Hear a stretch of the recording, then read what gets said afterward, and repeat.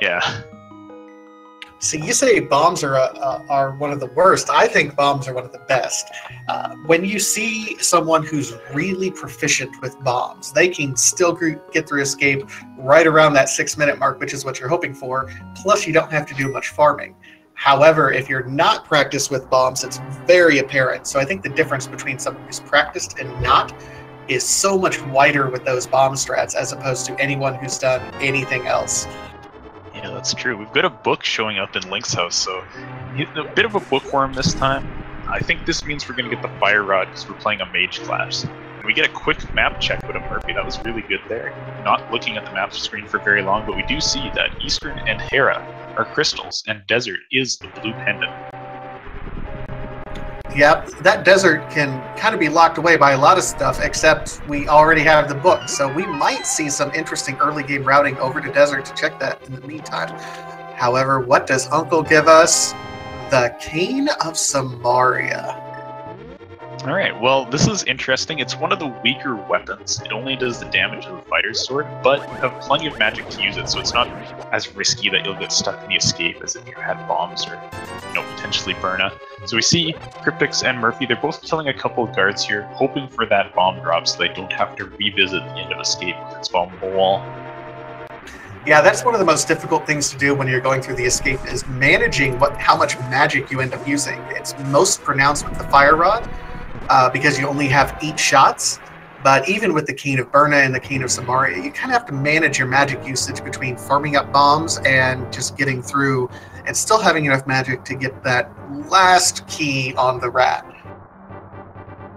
Yep, that's exactly it. So both runners are just skipping over the guards in this hallway because Samaria is just pretty slow at killing them. kryptixx will stop and use a pot there to kill a guard, but we haven't seen anything good out of their drop pool yet. So here comes Samaria on the first guard. Murphy's gonna bop him with the block. Doesn't get the after shot to hit him. Oh, okay, nice. kryptixx did a pretty good job there managing to get away from that guy. So they're both through that first room. And man, Samaria's some fun times.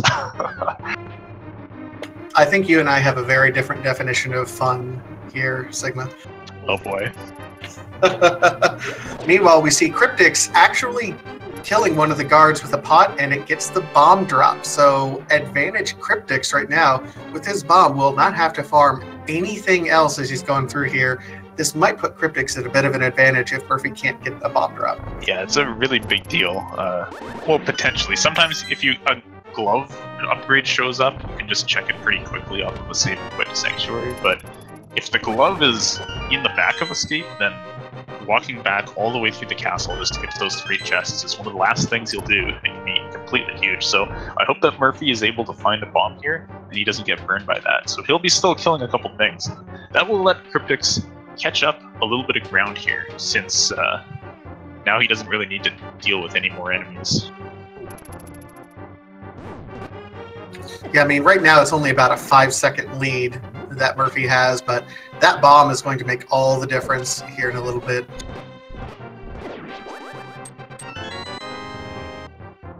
Looks like Murphy might have missed the pot throw on that ball and chain guard. Had to finish him off with the cane, but manages to do it. That does mean kryptixx will be a little bit ahead on this escape with Zelda, so kryptixx looking good so far in this early game. Get that bomb, has Zelda in tow, and we'll be moving to those dark sewers soon.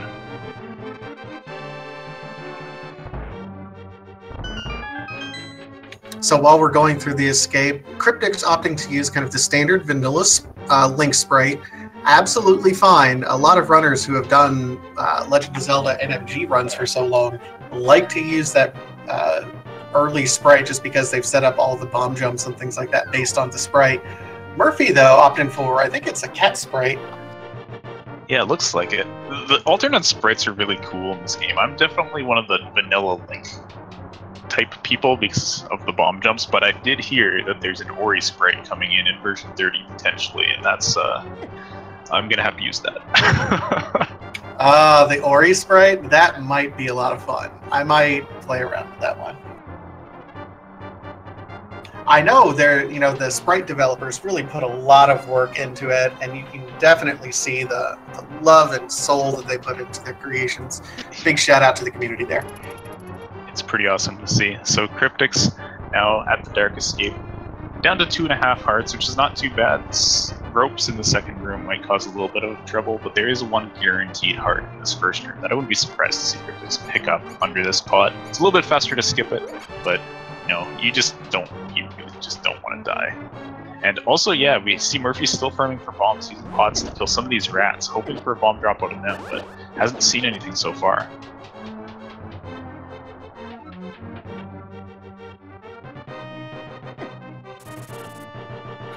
And, ooh, an early bottle here in the back of Escape. That's going to make routing through Kakariko a little bit easier, be able to get check Sick Kid as you're going through, as opposed to having to make a return trip back. Yeah, that's always nice to see. Murphy's still killing some enemies. No luck on the bombs so far. Grabs that bottle as well. I think, you know, since we're out of the past of the guards where we knew bombs were in the drop pool from kryptixx's side of things. Of course, Murphy not having that knowledge has to just kill things and hope. kryptixx manages to take out that key rat, and still no bombs for Murphy. We'll be coming up on the key rat soon, and almost at this point might have to be skipping this back 3 chests, so let's keep an eye on what kryptixx is going to find here, because this could be big.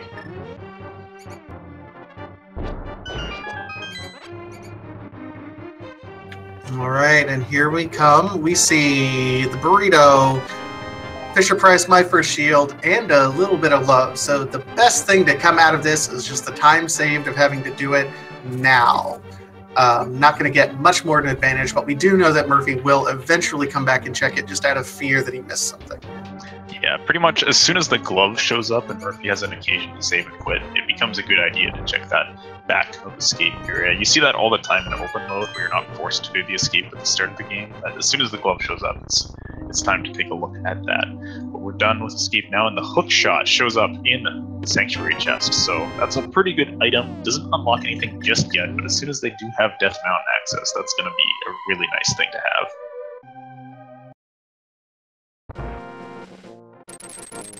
Absolutely. So we see a bit of a route divergence here. Murphy looks like he's on his way over to set up maybe a Houlihan room. Meanwhile, kryptixx is taking the more traditional routing over here, going to be checking maybe Lumberjack, our tree pulls, and heading over to Kakariko. Yeah, it's an interesting choice to do a Houlihan room. I'm not sure if Murphy was just deciding to do this from the beginning or adaptively picked a Houlihan room because they had so few rupees coming out of the escape. And no bombs. It's like, you know, when he gets to Kakariko, he can't even walk down and like buy bombs because he's so poor. So this is a pretty good play. We'll get 225 rupees here, pop out at Link's house, and maybe walk to Kakariko from below.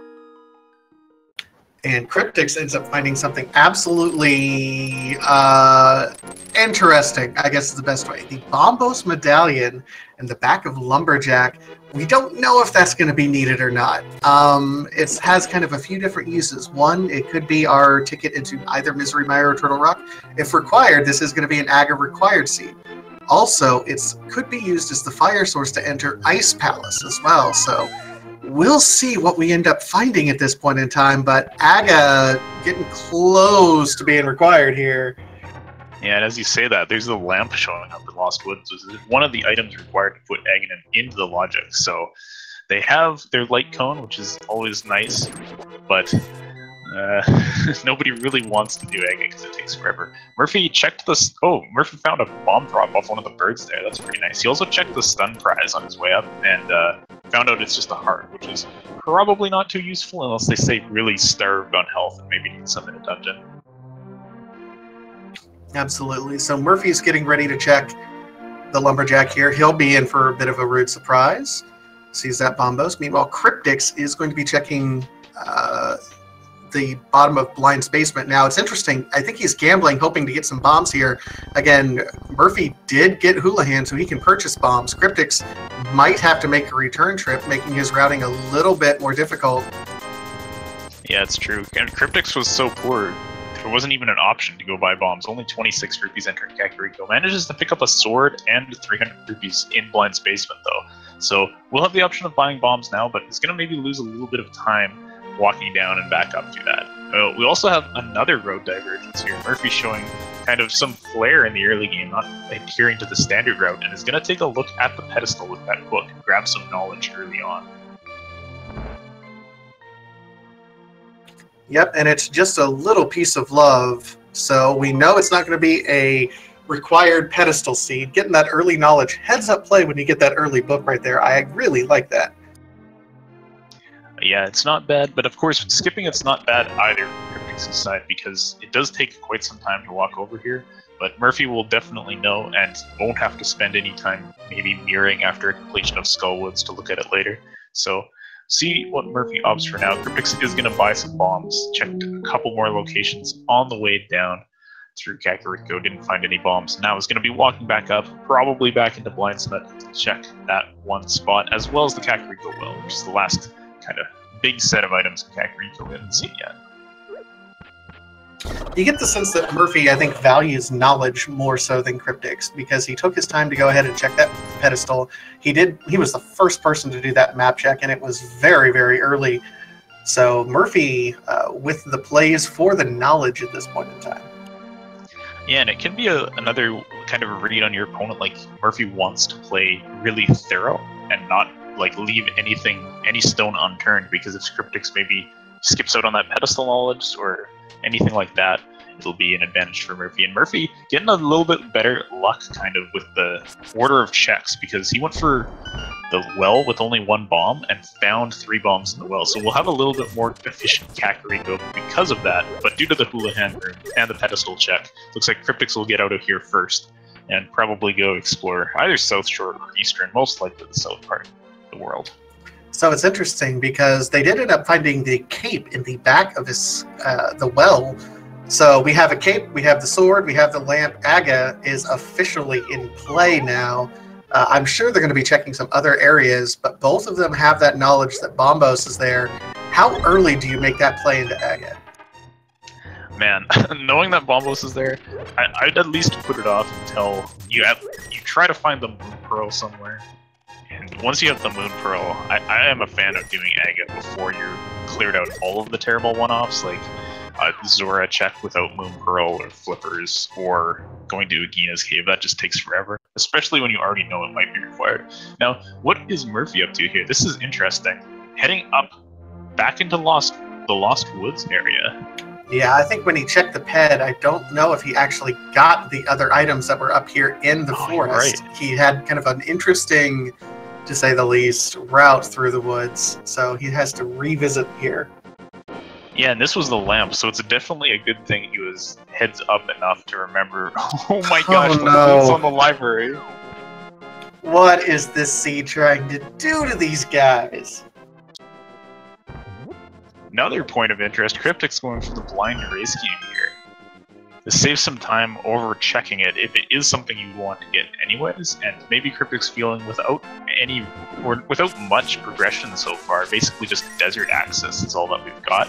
It's a decent chance of being something so kryptixx is going to go right in, but it's just a red rupee, and we'll say actually is going to take it, because at 419 rupees, pretty close to Zora money, it's always good to hit that 500 mark.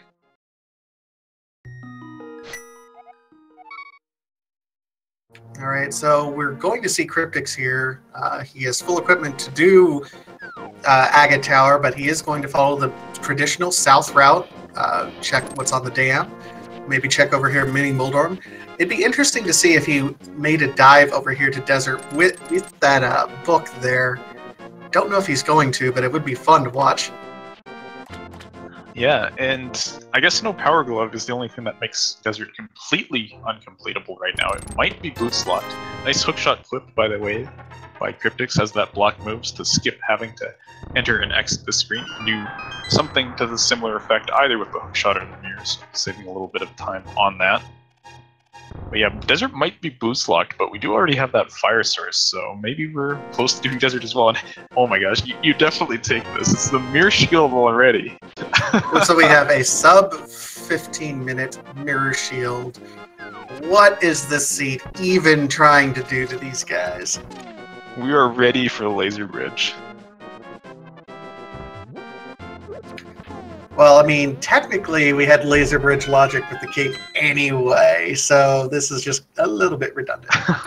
Good point. Alright, so here comes Mini Muldorm Cave. kryptixx using the hookshot to tear through these little worms. Oh, 8 bomb drop, but was already almost full on bombs. Murphy gets that knowledge about the flute, and Mini Muldorm Cave is going to have 20 bucks, 40 bucks, a piece of heart, 340, and an arrow upgrade. So not much, but we're comfortably over the amount that we need for Zora now. So at least there's that, but Zora is still out of logic.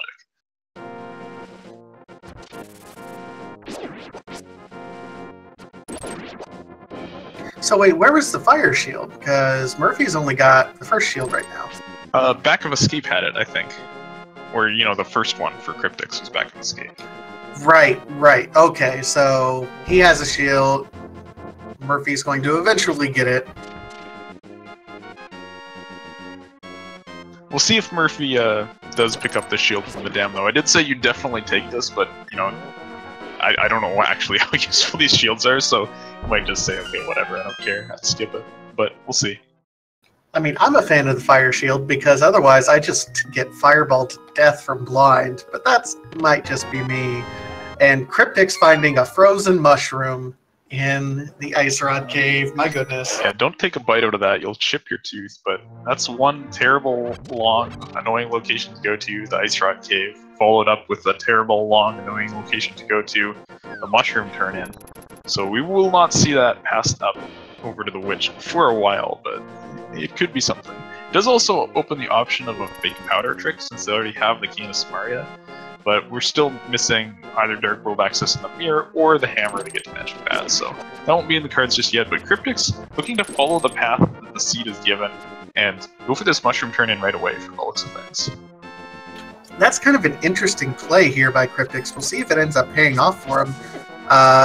He won't be able to go up to Zora. That's still out of logic, and doing fake flippers is kind of a bit of a time waste at this point in time because you don't have the Moon Pearl to go along with it.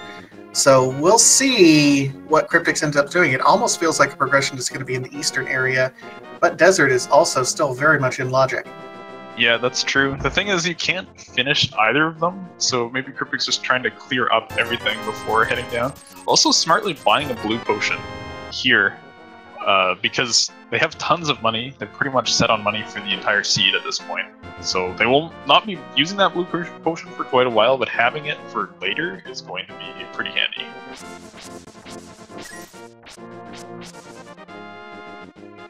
Now, that mushroom was just a 5-bomb capacity upgrade.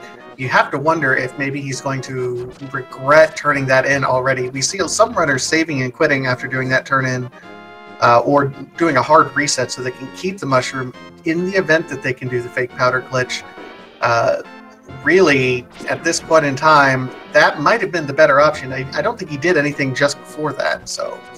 Yeah, it could have been a play. Now, he did take the bomb upgrade, because, you know, early on having 1 or 2 bomb upgrades can be pretty nice, so that you don't run low on bombs later, like a need bomb pickups will fill up his inventory, but we will see soon what the eastern area has. Murphy is going to also diverge here, do the fake flippers glitch, as kryptixx finds a whole bunch of bombs in the Sahasrah's closet. I don't know what he's planning to do to Eastern Palace, but he foiled that plot, and kryptixx will be continuing to check out all of these available locations. Murphy picks up a green bottle at the hobo under the bridge, so that doesn't give any new progression since we already had a bottle, but it is nice to have 2. Green potion will be useful later. We'll save and quit out of there, not going to go all the way to Zora, probably saying, you know, I don't have the Moon Pearl, this is terrible. And, well, looks like, yeah, we get more divergence. I like how these runners route against each other, doing different things completely, so we get to see more. I thought Murphy was maybe going desert here, but leaning to the right could be fake flippering and actually heading to Zora. That could be interesting. So, kryptixx is going here in Eastern. It is worth noting that there are dark rooms here in Eastern, so it's entirely possible that we have something locked behind the lamp. Now, we can't beat the dungeon without the bow, of course, but something could be behind the dark rooms here, and with that lamp logic, it could absolutely be our next progression. We get the big key immediately in Eastern Palace, so that's nice to have. kryptixx will be clearing out as much as possible. 3 potential items in here. We get at least 2 of them. And kryptixx will be hoping... Okay, so Murphy's not fake flippering here. Did the fake flippers before having gone to Ice Rod Cave, so I was gonna say, okay, yeah, I'm gonna clear this out, I'm not gonna leave this behind, which is in keeping with, you know, all of those things early, like doing Houlihan, doing a pedestal check. Just wants to be thorough, especially early on here. Yeah, that thoroughness has absolutely served him well in his earlier matches. We'll see if it ends up playing off here. He'll do a save and quit. You've got to wonder if he's going to go ahead and do that mushroom turn-in or head elsewhere right away. I wouldn't be surprised to see a trip directly to Eastern. The mushroom turn-in is a bit of a pain to walk to, especially because you do know the flute is on the library, but you say things like that, and then like the boots will be on the one location you're putting off. You're doomed. So we'll see. kryptixx, that's the second item of Eastern. It was arrow upgrade and bomb upgrade so far, so may be able to find one more, or Armos Knights might be holding it and we might be done here, but kryptixx will be checking for that last item, hoping to find some progression, but at this point it's starting to look like it might be desert. Might be. I'm going to guess, I'm gambling that it's going to be there in past this dark room. Something in my bones, no pun intended, from all these blue skeletons. Something in my bones is telling me something's past this dark room. Yeah, I mean, they wouldn't put all these guards here if there wasn't something good. If it was just a map, like, why would the skeletons care?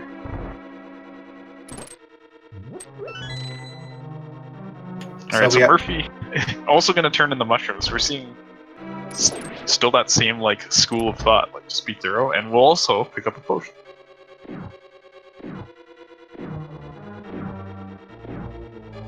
So, kryptixx coming up on the last chest of Eastern now. Damage boosting in to skip killing the enemies in this room, and gets the pearl! Called it! Called it! Okay, so that moon pearl is absolutely nice. That absolutely points you to possibly going ahead and completing Aga while you still can. The only options you have other than that are going ahead and doing the Agena check as well as Desert. But if you already have the items pointing you to do Aghanim, you might do it. kryptixx does look like he's going to go ahead and go down to Desert, though. Yeah, not a bad idea. There are a fair number of items. You can at least find out if Desert is boots locked. That can be useful knowledge for later, potentially. You get to check out Agena's cave. You get to check out the Desert Ledge. So there's some good stuff down here. Might have something to help with Aghanim as well. Going up the tower with 7 hearts, green mail, and only the fighter's sword, with not even like, the fire rod or the bow to help you kill those guards. It's a lot of slashes, so picking up the master sword down here would really make it worth it. But we'll see what kryptixx does find. kryptixx will be pretty much done with the light world, I think, aside from, sequence breaking, fake flipper type stuff. And we'll be on to Aga after this, if this desert play doesn't turn up anything. We did get kind of an interesting check. Murphy went ahead and talked to Sahasrara just to get an idea. This is a trick that a lot of people picked up from Key Sanity. If you talk to Sahasrara, he will tell you which dungeon is the green pendant. This case, it is Swamp Palace. We could just do a map check once we're in the Dark World. And Murphy welcomed him with a bomb to the face, because I don't think he wanted that. Swamp is an interesting pendant to have, because it is the only dungeon that actually requires the flippers. You can sequence break into ice without them, and also the only dungeon that requires the mirror. So it can mean one of those seeds where the mirror just never shows up. Now, kryptixx got some interesting information just now. The Aether Medallion is sitting on the Desert Ledge, so we're surely going to see that picked up after this desert play. Won't come in handy till later, but you definitely want it for them.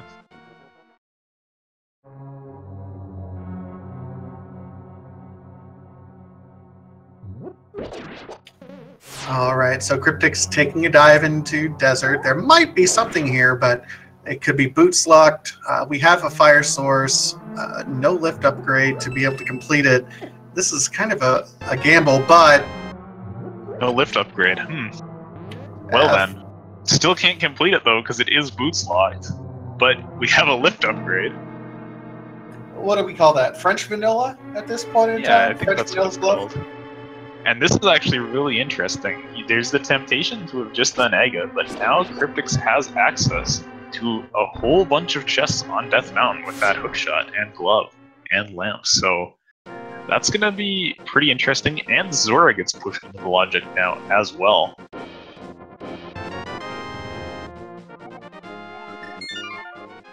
So what's the call here? Do you go ahead and do Aga, or do you go ahead and head to the top? Looks like he's going up Death Mountain.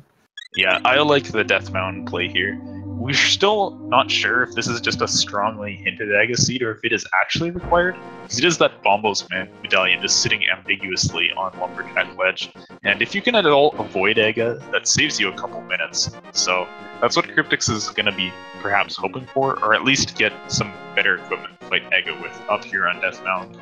So this will be pretty good though. There's a lot of checks, 2 on the left side of the mountain, plus looking at the top of Spectral Rock, as well as 7 in Paradox Cave and 1 in Spiral Cave, so definitely some high value in going up Death Mountain right now. And kryptixx will be looking for like just the hammer or another lift upgrade will be access to most of the Dark World down on the low ground. So that's maybe what kryptixx is going to be looking for here. Meanwhile, Murphy is getting ready to get his Moon Pearl and will shortly save and quit after. We'll see what play he makes. The desert play ends up being the smart play to make, at least for now. We'll see what Murphy decides to do. Yep, grabs that pearl. The old man just had a few arrows, I believe, so nothing yet, but so many chests to come on that mountain. And Murphy, at Link's house, is it desert or is it gonna be Aga? Walking down, still going down. Probably desert with a slight chance of big flippers now that the Moon Pearl's there, but no, heading left. We're gonna get that desert play that kryptixx did as well.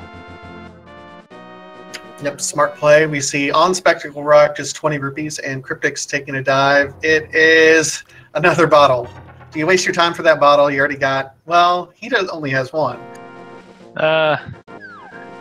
kryptixx wants it. Having a green potion can be pretty helpful. You're pretty early on. You don't know what you're going to get for safeties later on in the seed. You could be stuck on this, 8-heart green mail for quite a while. So kryptixx will take a little bit of a detour, grab this bottle, and then maybe save and quit back to the old man, or maybe just walk out. Either works pretty much the same.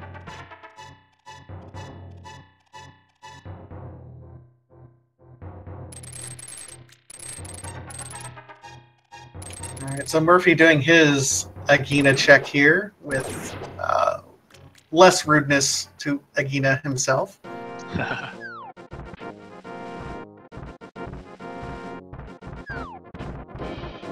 Alright, so East Death Mountain coming up soon here from kryptixx, and the big items to look out for here would be Titan's Myth or the Hammer, which would just be very welcome at this point, giving you Dark World access. Like the Hammer especially would let you go all the way over to Harrow while you're up here, which is pretty nice with the fire source in hand. You know you can complete it. So Murphy gets that knowledge about Ether as well. We'll head into Desert, and I'm going to watch kryptixx as they explore what East Death Mountain has for us. Yeah, I think if he had his preference, he'd probably like to get both, because Titan's Myths would also let him explore east side of Dark Death Mountain as well. So there's, if you could get both, great, but either one will actually allow him to add some routing here. Yeah, nothing 2 chests down below. We've got 5 here, and then the Spiral Cave chest as a last hope. So what have we got? Paradox Cave, Piece of Heart, Full Heart, 50 rupees. That's not too inspiring so far, but the health's nice at least. There's the red boomerang and the Master Sword. Yep, Murphy is... I don't know where Murphy's going. No key, Murphy. Yeah, just kind of going by reflex there from the looks of things. Quite a healthy seed, though, from start to finish. We're at 11 hearts at sub 30 minutes. That's nice. Yeah, that's for sure. Murphy's still... Well, I mean, 8 hearts is not even that bad for this point in the seed. And there's, hey, another heart sitting on Floating Island. We're not going to see that taken, most likely. kryptixx will wrap up this tour with the Spiral Cave check, and I believe that's going to do it for the Light World at this point. It must be Aga if this is nothing. And at the very Zora, minimum... Shoot. Yeah. I mean, it could be Zora. At the very least, I think kryptixx is happy that it got the Master Sword. Makes going through the Aga Tower a little bit easier. Yeah, it's very nice being able to, do NMG strats to kill guards using the Master Sword. I mean, you don't have the bow, but it is what it is. Now, Murphy, this is like, okay, what he's going to do here is something that's out of the logic, but because desert is a pendant, you know, can be a really interesting play. Steal a key from the back of desert and take it to the front half to unlock that door and potentially pick up the other item in desert on the right side. This is a pretty big time investment, but if it works, then like if this sequence breaks out of having to do Aga, then it is really going to pay off. Meanwhile, we're seeing kryptixx refuse to go to Aga. We're going to see the Zora check first. Quickest way there, just fake flipper from down here. With the Moon Pearl, can get check on Waterfall Cave as well, so can be some valuable knowledge now. Absolutely. This we'll see if this ends up paying off. I think he's going to be doing that hobo check, so he'll have 3 bottles. He'll be quite happy with that. We'll see Murphy. One of these has to be a big key, I think.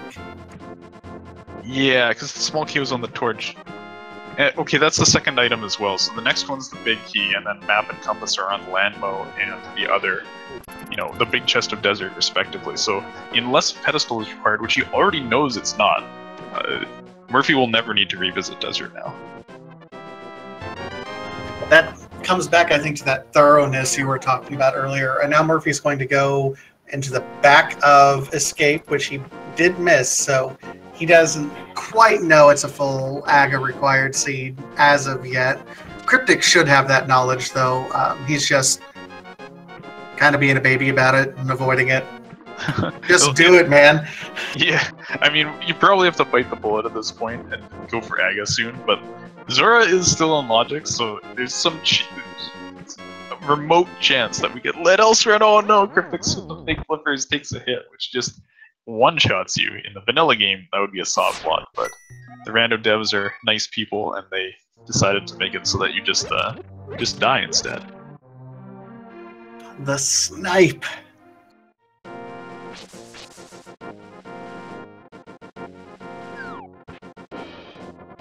kryptixx looked like he might have been going up to Aga, but I think he's committed now. Yeah, really wants to avoid this. He's still pretty in a good position in this race, even with that death. Murphy does have more knowledge about the seed, you know, pedestals not required, stuff like that, but kryptixx will be able to get this big flipper in. Murphy's going to check all of Death Mountain, get that Master Sword, get the knowledge that, yes, it's probably going to be Aga, and then we'll see where our runners go from there.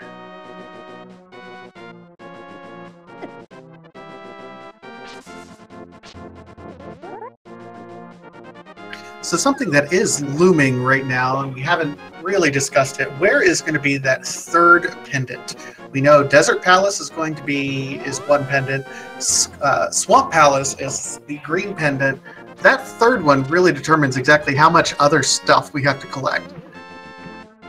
Yeah, I think the most interesting place for it to be would be if it shows up in Mire and the flute sitting on library is not actually required. You kind of get hinted by that flute that's like, oh yeah, you're going to get boots, you're going to get flute, it's going to be great. But no, the boots could be in GT. Murphy's eating a bunch of cabbage there and manages to duck into a cave to take the pressure off. But kryptixx did that waterfall cave check, found nothing of use, and we'll be getting our last in logic location, Zora, as well as a look at the Zora ledge. The Zora ledge today, bombs. Okay, so Zora ledge bombs. And we'll see what, you know, this horrible fish has for us today. Murphy's going to go for this green potion as well. So we'll be well equipped on bottles throughout this seed. Here comes Zora. Is it Aga? Is this just going to be a piece of... Oh yeah, nothing. Nothing. Worst life lesson ever.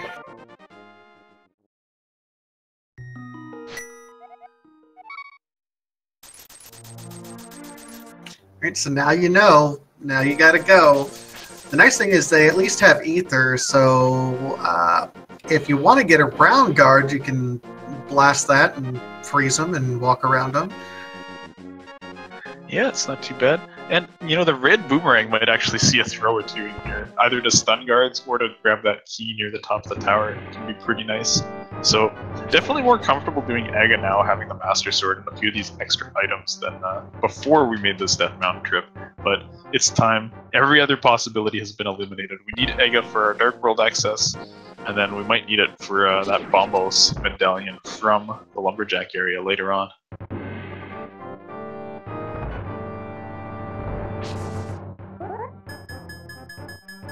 One thing to note about this particular AGA requirement is it does tend to bottleneck these runners quite a bit. You've run around for about 35 minutes with some route divergence here and there. All gambles don't matter. You can clear everything out, but all roads lead to AGA Tower at this point in time. It's just a matter of what these runners end up doing after AGA at this point. I'm really hoping it's not a linear seed, because if it is, Murphy is behind right now, and there's no getting around that. He's been behind since he had to end up skipping the back of escape and had to revisit that. If it's more open-ended, that gives Murphy a chance to come back into this game. Yeah, and especially on these kind of AGA entry into the Dark World type seeds, you can get some big differences coming out from some people's decisions as they enter, because they have basically terrible mobility in the Dark World, but they can get to a lot of locations. So with that hook shot, you can get all the way over to the West Dark World, check Village of Outcasts, check Skullwoods, walk down to Hype Cave from there, but no hammer, no flippers makes it a real pain. So if somebody takes that route, does the long walk around in Dark World, someone else goes to Palace of Darkness first and finds maybe the hammer there, then that could be a big deal, or vice versa. You can waste your time in Palace of Darkness, find absolutely nothing, and have to embrace the slow loop of the Dark World that we may be seeing soon.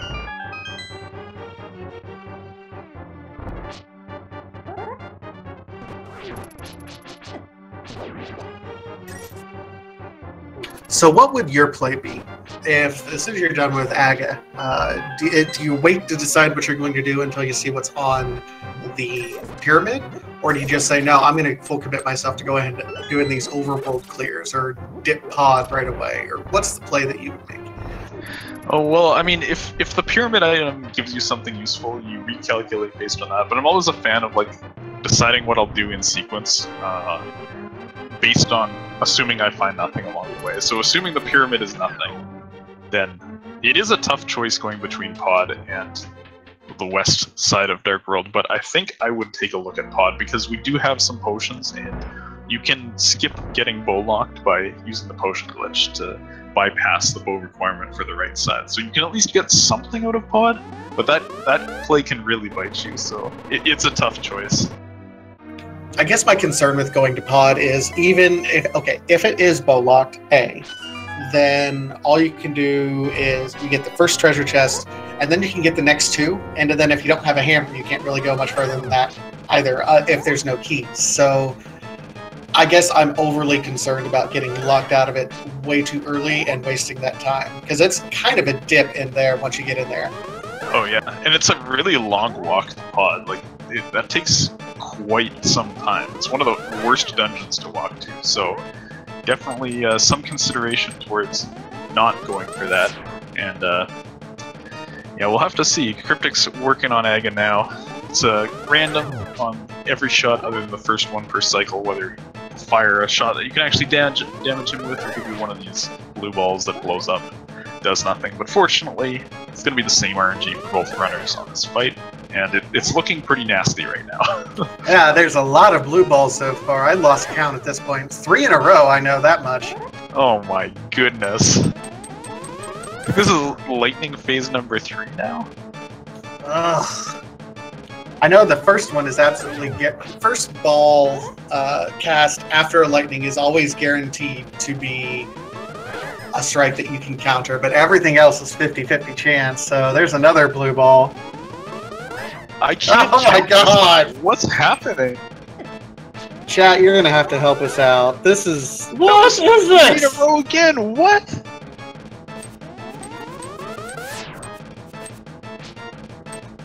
How many hits have we even gotten in? How long is this AGA fight going to be? These runners were right to try to avoid this. Holy smokes. No, stop! Oh, finally! Oh my god! Okay.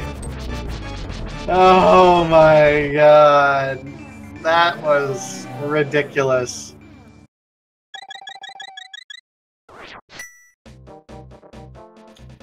10 is what I'm seeing in chat. And there's the hammer. Okay, this might make a pod dip a little bit more palatable. I'm not gonna lie. With this, I would take the hammer to Hype Cave right now. It's so close, and there's so many items there. If you could pick up the bow, that would be amazing. But kryptixx is gonna go up first, maybe having originally intended. Okay, map check real quick here. Pendant, Steve's Town, 5-6, I believe were Skull Woods and Turtle Rock.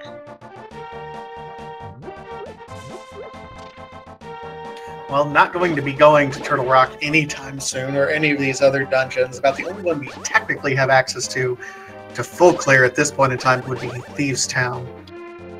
Yeah, of course. Hey, welcome to the Dark World. We have pendants. Hope you like those. Yo, dog, I heard you like pendants. You know, I know this is just confirmation bias talking, but it feels to me like Thieves' Town is a pendant way too often. Like, it's such a good dungeon to clear because as soon as you have Dark World access, you can do it. You just might need the hammer to check the big chest as an item. And it's just a pendant all the time, so it's like, well, you could do it, but it's a pendant. It's jeez. Oh my god. So Catfish being the anti-Zora and giving you flippers for free. It's a pretty good deal. Let's see what kryptixx does with this now. Taking a save and quit off of Catfish. I'm guessing this is just go back to Dark World here in a portal that's closer south. And with that hammer, it's going to be able to access this, take a look at Hype Cave, take a look at the South Dark World potentially, and then make a decision from there. But you know, having the hammer as well, we don't have to do that long, annoying walk to the left to Dark World. We can just use the portal at Kakariko to get there now. Absolutely. It's definitely the preferred routing. I think he was very happy to get that hammer there. So here we have our first Hype Cave check at 41 minutes. Kind of a late Hype Cave. So is it going to be Hype? Is it going to be Dud? What's it going to be? Man, with all this stuff open, I feel like it's going to be a dud, but let's hope for one progression item. Got to temper our expectations, and also we'll temper Speaking of right into tempered the expectations, what? Oh, the mirror! Okay, that was really good, actually. Tempered sword and mirror. I'd be happy with that. Oh, absolutely. We'll call that a Hype Cave. We'll call it. That's like 8 of 10 right there. Yeah, mirror right now is beautiful because kryptixx is about to start the Dark World checks, and there's all these little mirror spots here and there, which are such a pain to revisit, but if you can get them along the way, then it's nice and efficient, so we'll get some extra checks in. Moving through South Dark World here, and then you can even mirror if the Titansmith doesn't show up in these next 3 checks, and walk straight to Kakariko without having to save and quit.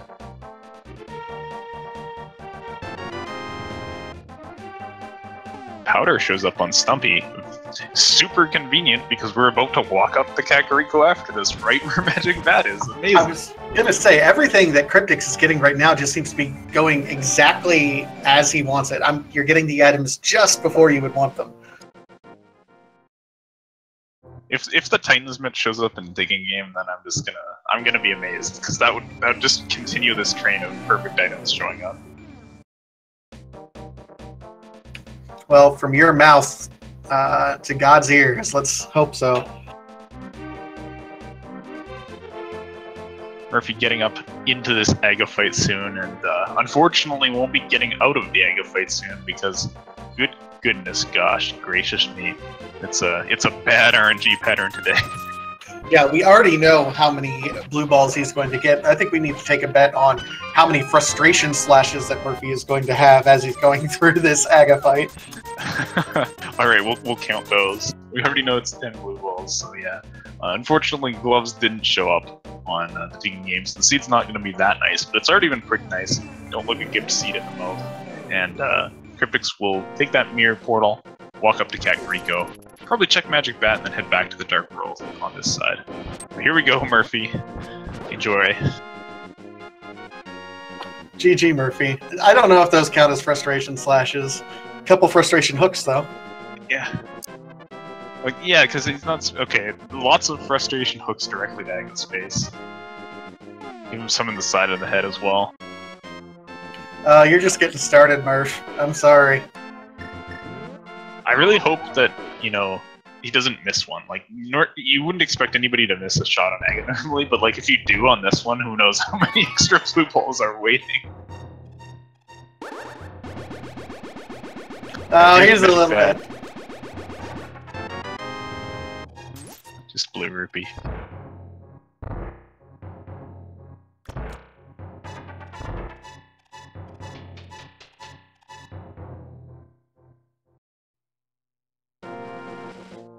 Yeah, so I can imagine kryptixx is going to immediately dive over here.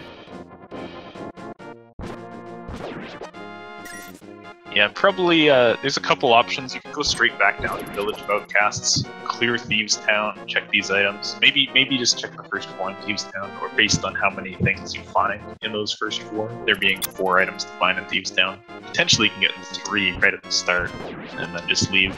But also there's Skull Woods up to the north. You can't complete it, but there are 2 items in there. You might be able to get them, and it's not a bad check to get out of the way sometimes. Because if you leave it now, yeah, it can be hard to route it back in. Gotta wonder if maybe Murphy is concerned he broke the game somehow. And I think this seed is a wonderful case for why having the same boss RNG on these like blue balls and Ganon's teleports is really good for races, because if kryptixx had that like terrible Aga and then Murphy just like killed him in 2 cycles, it would have been like a little unfair.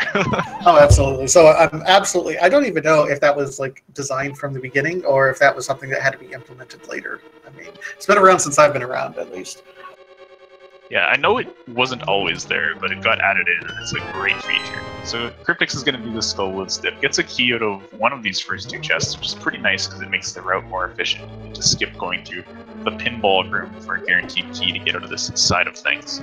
Second chest of Skull is also a key, so we found all the Skullwoods keys. Now, will an item show up, or are we just going to find maps and places? So Murphy doing something interesting. He's checking his map. He started going up to the catfish, which we know has the flippers, and it looks like he's opting instead to do a little bit something different here. Could be a reroute based on that hammer. Like, was originally intending to do catfish, and was like, oh wait, now I have the hammer. That makes pod a little bit more appealing. So is heading to pod now. If the bow shows up here for Murphy, it's going to be a really big deal, because you never really want to go to dungeons if you can help it when you're looking for the item that you need to complete it. But when it shows up there, it can be pretty huge. So we'll have to see what pod has for us today. There are a lot of items in pod. It's one of the most frequent dungeons in having progression. kryptixx does finally find one item in Skullwoods. Unfortunately, it's an arrow upgrade. I'm just going to take a quick death warp there to get back, get a bit of a health refill. And then it'll be leaving here, nothing more to do, and heading down to Village of Outcasts most likely. Also a good time to take a look at Bumper Cave since we have the cape. If there's anything good there, get it right away. All right, so Murphy is going to introduce us to our first look in pod. So we go in here. We'll find out pretty quick if it's bow locked.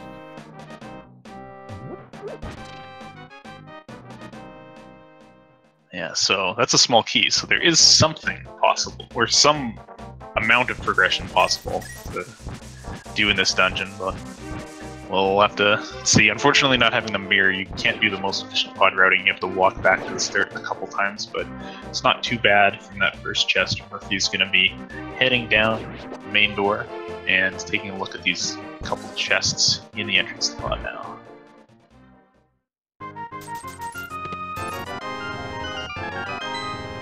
Half magic showing up in the chest game for kryptixx. Pretty nice pickup, no progression, but nobody's gonna complain about half magic. No, absolutely not. And there's no reason to complain about half magic. I mean, no real use for your magic at this point in time. Unfortunately, no fire rods, no ice rods. So your main sources of your magic use is not there. Blue mail. That's like, yeah, that's like half health, right? So we've got, a bunch of nice optional safeties showing up in Village of Outcasts. Not too bad. Murphy has picked up 2 keys so far in this front part of pod, and is going to take them towards the back from the looks of things, get to some of these chests, maybe some more of the meat of the items. These first chests in pod have a very high rate of having keys. It's 4 of them up until this door that Murphy's about to open now have to have keys in them, at least. Yeah, but after that, it's kind of open season at that point in time. There's 6 total keys, and if the first 4 have to have at least 4, that makes the back of pod kind of backloaded here. And there's another key. All right. Into the ruby basement now. 2 chests down here. Murphy, okay, gets another key. And this is... yeah, okay, so this is interesting because it means between the vanilla big key chest, which Murphy didn't open, since it's often just a key for a key, and the 2 chests that are bow locked on the right side, only one of those is going to be a small key now.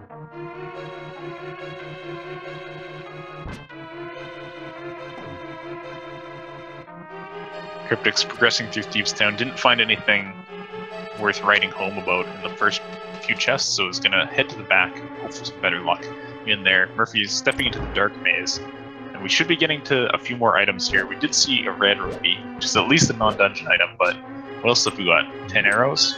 Ugh. One more chance. I don't think the big key showed up, so can't check this last chest here, but bottom right corner of the maze. Well, there's the big key, so now you can check one more. Yeah, but unfortunately after that, it's not been a terribly productive pod. Luckily, it's not been a terribly productive Thieves' Town so far either. Yeah, that's true. And the big chest is the compass. So I wonder... Okay, Murphy's going to save him quick from there. And that'll be back to the light world since he hasn't picked up the mirror yet. But there is still an off chance that the vanilla big key chest is not a 1-for-1 key, but actually has an item in it. We'll have to find out later. Stay tuned for more information on that one. Murphy's going to take that hammer and head over to the West Dark World area now. Not having the Miro be a little bit of a hassle, but it'll probably work all the way down to Hype Cave eventually. Maybe do these same kind of checks that kryptixx is in, Skullwoods, Thieves' Town, and then walk down south and pick it up. It won't take too long. It might be, 10 minutes or so, but Murphy's not going to miss that mirror. Yeah, just kind of a different flavor. Different people like to route things a little bit differently. There's no good or bad way to do it. I'm sure someone has mathed out the absolute optimum way if you have certain treasures, but then there's the risk of picking something up. And everyone has their own preference, whether to start here or there. Yeah. The interesting things to note about the variance between starting down south by Hype Cave and starting up here is, I guess I would look at this one as a bit more of a pessimistic route, because you're taking your time loss right at the beginning for having to do this walk around to the portal, but then you don't have to do an extra save and quit, and you don't have to do, an extra entry into the Dark World. So it ends up being faster if you wouldn't find the Titan's Myth down in Hype Cave. And if you just enter in Hype Cave, but you get something nice, like the mirror qualifies in this case, or the Titan's Myth qualifies doubly because you get the fast portal up here, you can save some time with that. But, no Titan's Myth and the mirror showing up, I'd say it ends up basically even in this seed, whichever one you pick. And that's kind of how it goes most of the time. So worth noting that kryptixx ended up, he does not have the small key, so he skipped the big treasure chest. I think the big treasure chest itself is actually in the big key chest, so the hammer absolutely required to get through this dungeon by that key logic. Oh yeah, that's true, because it expects you to use the keys in a terrible way, and then yeah. need to open that one. But for most people running this tournament, they'll be like, oh nice, the key's in the blocking itself, I don't have to worry about it. Shovel shows up on blind. That's a little annoying because kryptixx had just walked past the place where the shovel turn-in was and had the mirror at the time, but we might see a trip back for that. But kryptixx does have a lot of options at this point. Could carry through to North Dark World, head back for that shovel, or take a look at pod. Yep, really quite a few options at this point in time. It feels like the North Dark World area is going to have our progression, if anything, because we we're starting to run out of places. We've already been all the way through Pod. What else can we... Oh, there is an option. Oh, Hera's in now, yeah. Oh, there's an even worse option. Oh no, what are you thinking? Swamp Palace. Oh no, you're right. Pendant Swamp.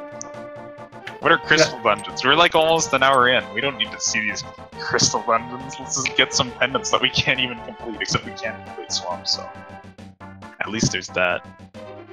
We can't complete it, and it is the green pendant, so, you know, if you're looking for maximum annoyance for these runners, I mean, we've already had to do Agate. Let's make you do the green pendant dungeon for Sahasrara too. Why not? Yeah. Honestly, in sort of a pessimistic, like, oh my gosh, I'm gonna have to do everything anyways kind of route, doing Swamp and then heading to Pod is not so bad, because you can finish Swamp and then you can just mirror to Sahasrara and check that pendant on your way into Pod. So we're gonna get that North Dark World check. This one horrible location, the Graveyard Ledge, we'll take a look at that on kryptixx's side, see what's gonna be waiting for us here.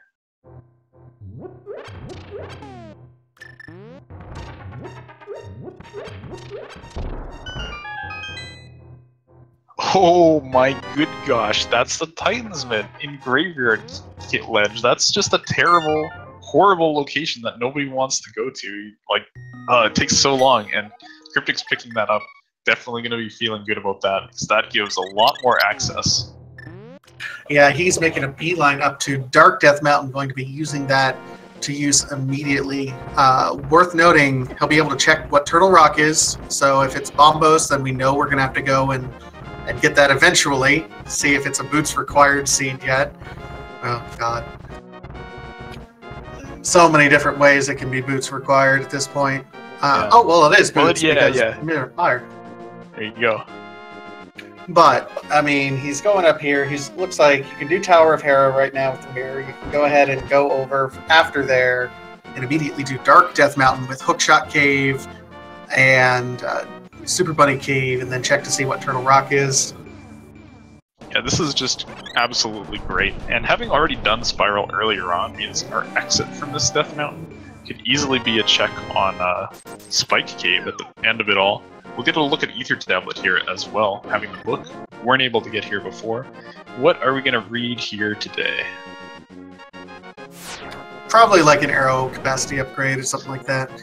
You're probably right. $200. Well, that's not very exciting at this point. Early on, rupees are nice, but we've got 900. Already went to Zora? No. Enough of those. Alright, so into the depths of Tower of Hera we go. And the bow! That is such a good item to have right now. kryptixx is going to save big time over, Murphy having already gone to Pod and not being able to actually finish it up. kryptixx will be able to do Pod and finish Eastern. Like, at any time now, kryptixx has amazing routing options available. So many crystal dungeons that are completable. It's just looking really good. Let's see, we're still a few items away from go mode, if we look at it. Ice Palace is going to be... No, we need a fire source for Ice Palace. We need Flute for Misery Mire, and then whatever medallion is there. And then Turtle Rock, we have, unfortunately, both Fire and Ice Rod at that point. And Skull Woods, we need Fire Rod as well. So the rods and whatever medallions we need, and boots and flute. So yeah, we got a while to go, don't we? Yeah, sometimes they call seeds jet seeds, but in this case, we're riding on a broken down bicycle. The seed is not fast. It is the opposite of fast. Well, kryptixx is stuck on this block, but cleverly manages to throw a Kina Samaria block to flip the switch and not have to re-enter the dungeon. Nice stuff there. Clever, absolutely. So we know this is going to end up being our big key. We've gotten one of the two items out of Tower of Hera. We'll see where the second item ends up being. He's gonna go up and kill the boss regardless. Yeah. It's kind of nice in a way when you get forced basement of Hera, because then you don't have to worry about gambling whether to do it or not. Especially when it's crystal, it's just like, okay, yeah, we both have to do this, it's fine.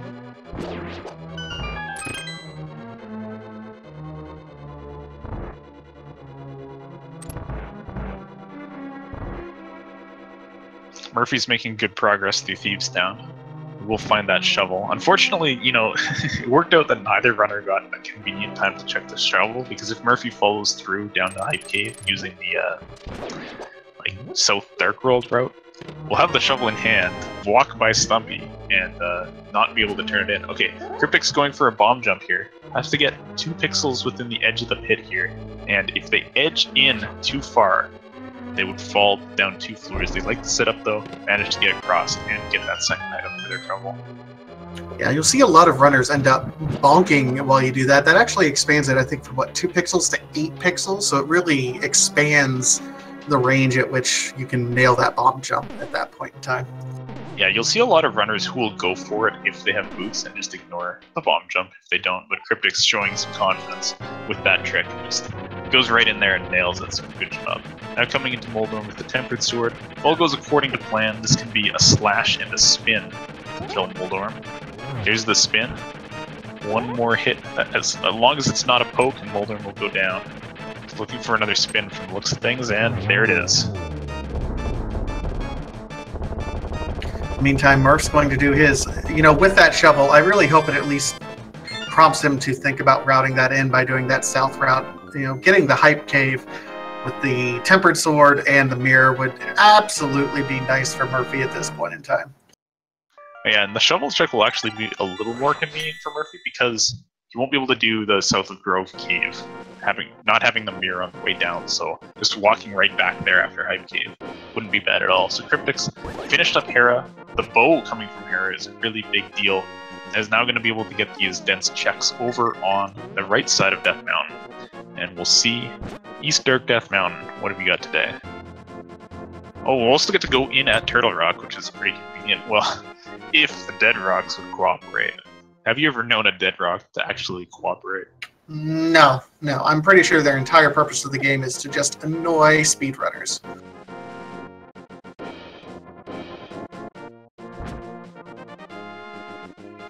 Yeah, so nice route from kryptixx though. It's like lots of efficient checks kind of coming out here. Definitely going to be in a good position here, and we'll get this critical knowledge here. Of course, it's Bombos. Why wouldn't it be? I mean, it was already boots locked once. Now it's doubly boots locked.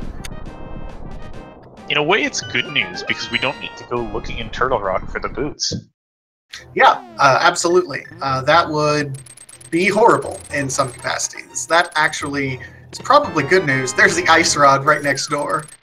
That's really convenient. I love it when the ice rod is hanging out on Death Mountain. You don't have to go looking too far for it. So far, other than that, we've just got a little bit of love hanging out in Hookshot Cave and the 10 bombs chilling there. So that's it for that.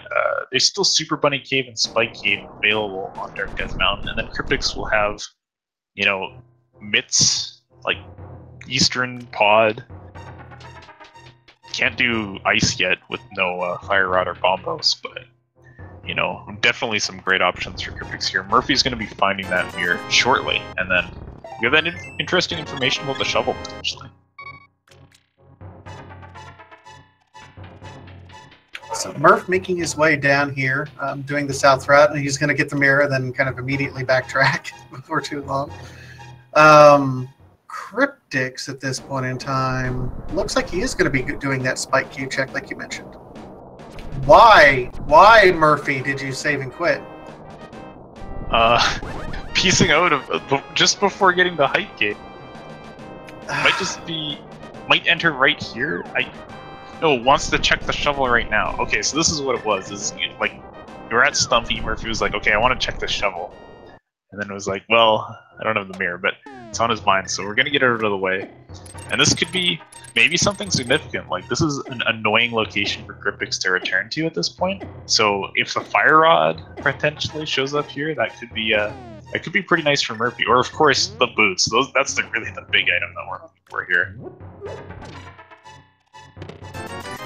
Nope, not that, and just a big 20 up on the Spike Cave.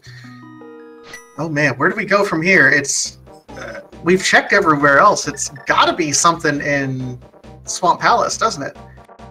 Yeah, either that or the remaining bow-locked items in Palace of Darkness. Oh, yeah. This might be good for Murphy, though, not having the bow, and is going to find the mirror, you know, right down here. Could be tempted to go to Swamp, and, you know, the first player to find the boots always has something working in their favor, because everything they do after that is just going to be that little bit faster. And, you know, picking up the mirror right now, although, actually, you know, never mind, because Murphy has not been to Catfish yet, so that Swamp Palace play is not in the cards. Not in the cards for him, no. That Catfish play is... I mean, kryptixx isn't using it to his advantage. He hasn't been checking necessarily the other flipper lock locations, but the longer it takes him, Murphy, to go ahead and go up to Catfish, the more likely it is that kryptixx will eventually end up going down there to Swamp and finding some sort of progression. Yeah, I do like how both runners are playing based on what they know now, though. kryptixx is definitely going to favor this double crystal completion right now over going to Swamp Palace, but wouldn't be surprised nothing turns up here. Swamp could be our next visit. I mean, we don't even have access to any other crystal dungeons after this.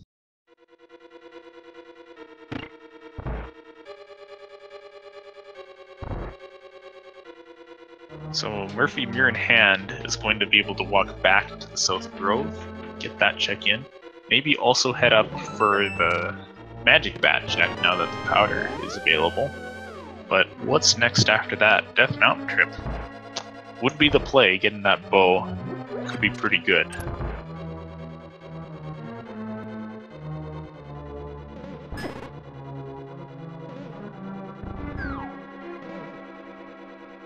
It'll be interesting to see if he goes and does that. That Graveyard Ledge item being the Titan's Mitts.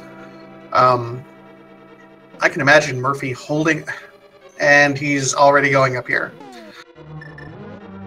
Yeah, it's rough for Murphy right now because Graveyard Ledge and Catfish are both required. Those are just terrible locations. Like, you don't want to go there. They're two of the slowest overworld locations that are around, so... Murphy's gonna eventually have to do that. Now, kryptixx is gonna get this check in, and it was just a key for a key here, so the only remaining thing to think about for Pod is the right side, the Bullock side. Pretty interesting. It's either items or compass map action going on that side of things.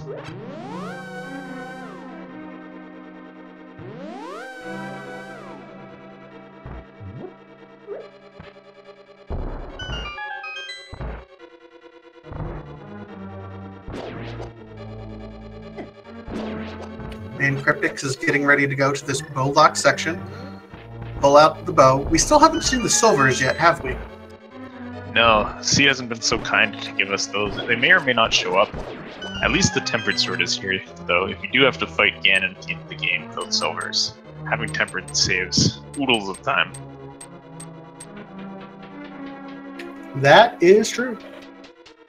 Okay, well, what's gonna be over on this right side of Pod now? kryptixx opened the first chest. Blue rupee. Well, yay. And...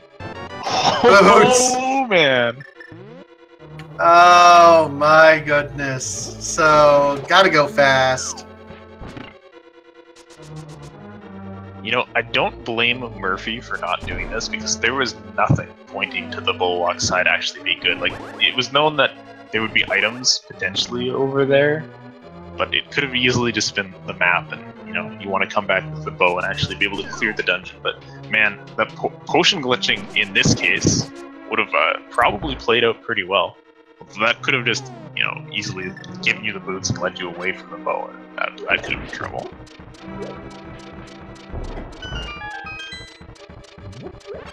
Alright, so kryptixx is going to work his way through here, get the remainder of the items that, again, didn't have a whole lot of value, but the boots on their own, we know that unlocks both bombos, it unlocks the flute.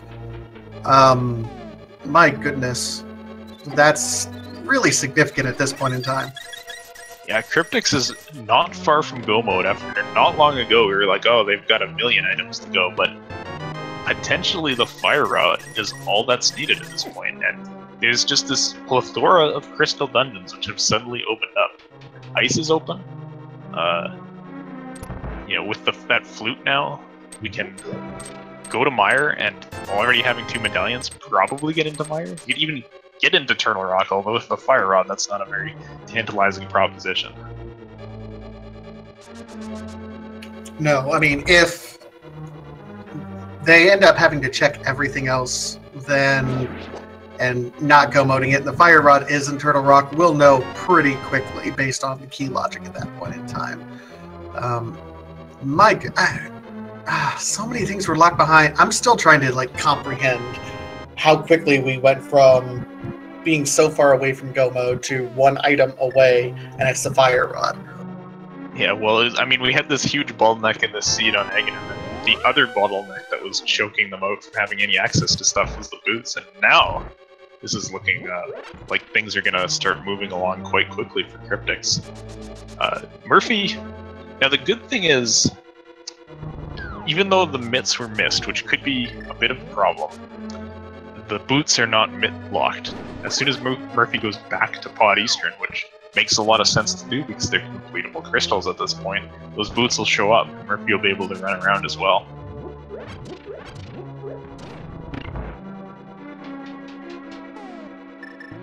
And he's already done most of the rest of the dungeon.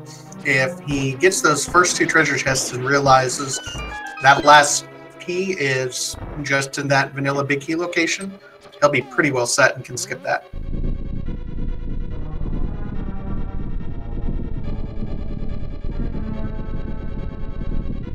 Okay, here comes Murphy's fight versus Landmo. This Tempered Sword, a great weapon. Landmo? This is Moldorm. What worm are we fighting? Hey, either way, the worm's annoying. Well, nice job from Murphy taking Moldorm out quick after getting knocked out of the arena just once. So not too bad in terms of Moldorm fights, and we'll be able to, well, not do as much on East Death Mountain because no mitts, but that could be a path to the boots. East Death Mountain, if I recall correctly, only had the Ice Rod, so Murphy will get that when going up to Turtle Rock. Quite nice. Yeah, it's not going to end up being terrible for Murphy, other than just another route up. I hope he doesn't go up here immediately after getting his Titan's mitts. That might be a mistake if he's looking for something else. Yeah, kryptixx coming into this fight here with the Helmasaur King, hammering away at the mask. Once that's off, Helmasaur King will go crazy, run around, but the Tempered Sword should be able to cut him down to size. We've got a spin charge up, which will already knock off half his health if he connects, but that spin can be a pain sometime. One more slash, good job.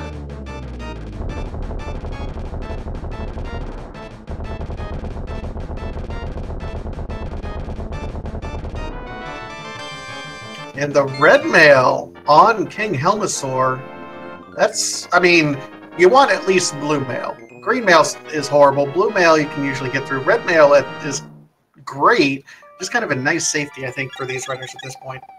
Yeah, that's for sure. kryptixx will probably not be worried about any fight at this point. Tons of health, multiple potions available, and full mail upgrades. Probably already was not worried about any fight with blue mail, so it's just extra comfort. He's going to mirror instantly, finish off Eastern Palace. I do not believe that there's an item on Armos. I think it's just going to be the map or compass. But still, you're here. It's never going to be faster to do this dungeon than right now. So let's just get this crystal done and then move on to the next step of the route. Absolutely. And there's so many straightaways in this dungeon, too. Using those boots can really save quite a bit of time as you're going through here.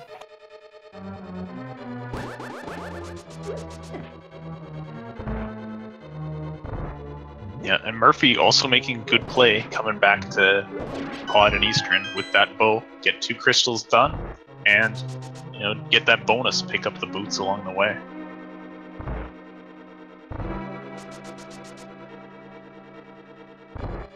Looks like Murphy is continuing his trend of being thorough, going to start with checking this vanilla big key location. It is a key for a key in this situation.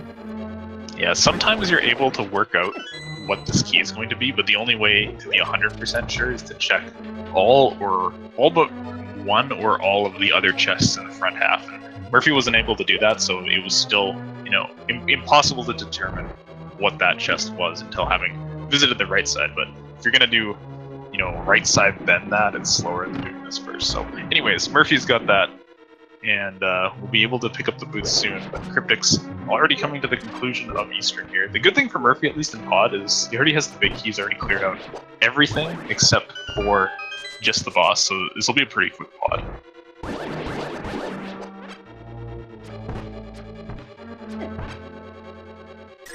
Oh, kryptixx having some trouble with these Igors here, getting them separated a little bit. Yep, he's able to take them down now, though, and we'll see how this Armos fight goes. Unfortunately, you know, no silvers makes it a little bit longer, but kryptixx is going to be setting up in the top right, and is trying to set up the quick kill so that the last Armos just dies in one arrow, never gets a chance to turn red, and pulls it off. Very nice fight. Yeah, that's a little bit trickier than I thought it was. I tried to pull it off for the first time the other day and failed horribly.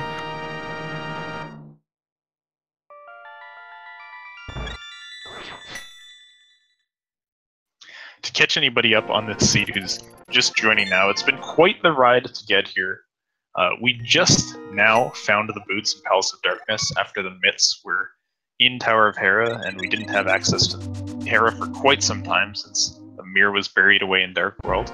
So now having the boots, kryptixx is able to decode the seed a little bit, and we'll be picking up bombos required for Turtle Rock on the Lumberjack ledge after we killed Aga so long ago, and the flute sitting on the library ledge. We knew what we would have to do eventually, but it's only just now that we have the boots to actually do any of it.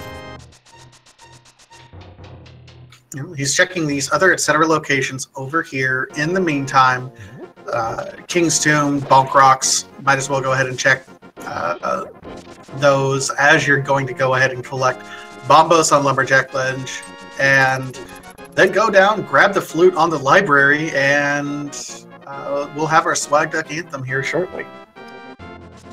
Yeah, so that right there takes ice from in excess of, well, they could get in and not finish the first room, but bombos will allow them to do ice. Personally here, I'd be really tempted to just go to Mire, find out that medallion information right away, and if you can do Mire before ice, it's kind of nice oftentimes, since you need to search for the big key in Mire anyways to finish the dungeon. You might just find the item you're looking for along the way.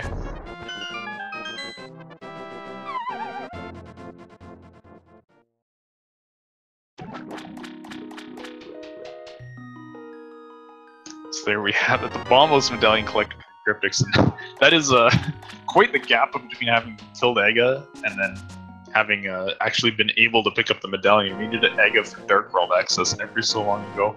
Meanwhile, Murphy doing good work on Helmasaur, getting this mask lower and lower, and it's down. He's gonna fire a bunch of arrows. A mix of arrows and slashes here to finish off Helmasaur King, and there goes that boss. Grab that red mail, and then most likely finish up Eastern right now.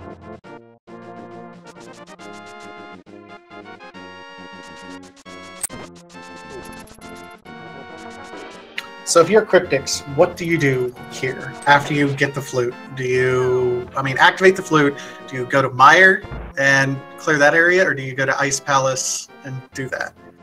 I would definitely favor going to Mire to at least know what medallion it is, because say you go to Ice, you find the fire rod, you're like, I'm in go mode unless it's Quake, kind of thing.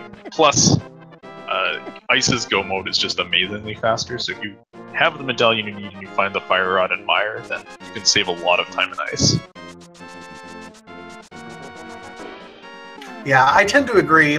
The troll in me wants to say that, Cold Stare would be holding the fire rod for some strange reason, because the seed has hated these runners up to this point in time. Yeah, or now that we've finally broken through this huge bottleneck, it just makes you go back to something you had access to already in the fire rod in the swamp.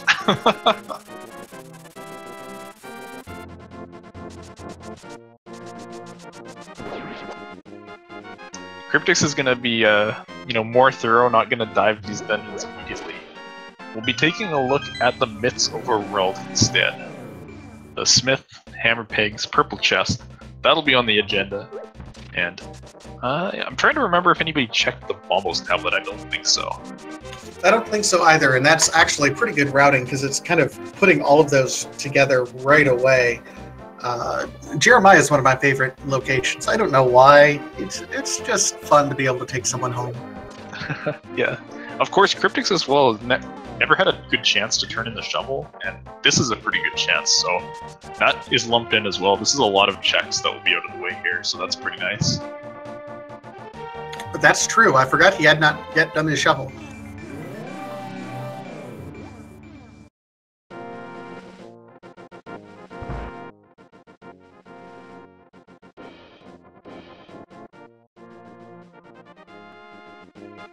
Murphy's made pretty quick work out of Eastern Palace here. Oh, almost gets the one cycle there on those Igors, but just a little bit off on the aim of the second one. He's able to finish it off fast, get into this boss fight now. We don't get anything interesting from the Smiths, and now get the rest of these area of checks out right here from kryptixx. Murphy doesn't quite get the quick kill here, so oh, these guys are lined up now.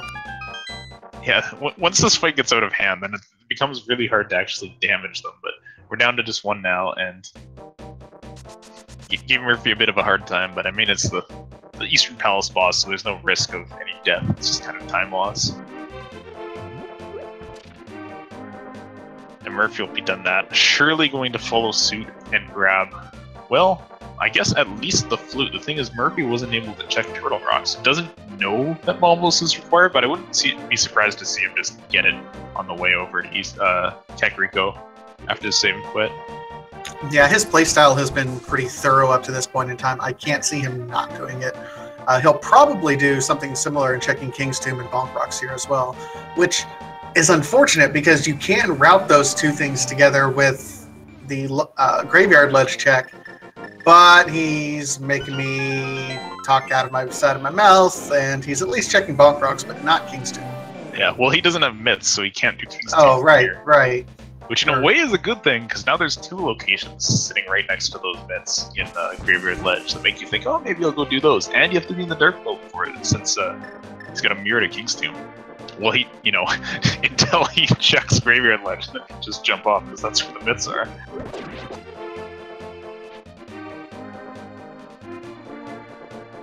Alright, so flute active soon for Murphy. And also not having the mitts is going to be able to skip these overworld checks, and Murphy might be going for Swamp. Or, no, never mind, he's not going for Mire because he doesn't have the mitts. He can't go into Mire. What am I saying? Yeah, I mean, he's got to do those checks, which is that north check at this point in time. He's going to activate his flute. Also worth noting, he did not pick up Bombos there on the Lumberjack Ledge. Interesting. Now, it will be pretty fast to go back there later. It is kind of a big time investment when you don't know you need it, and he knows where it is, so as soon as he sees Bombos on any of the remaining spots, he'll be like, okay, yeah, let's go. So Murph, gonna get Magic Bat in here now.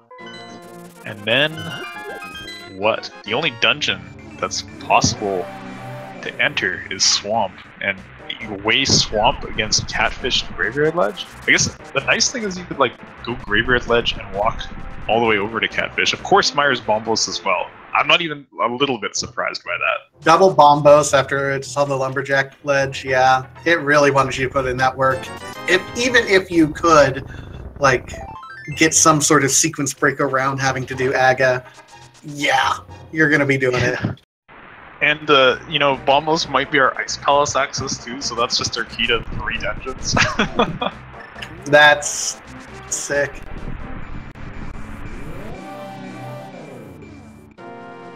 Alright, so kryptixx cleaning up the Mire area. We'll get a look at the Checkerboard Cave right now.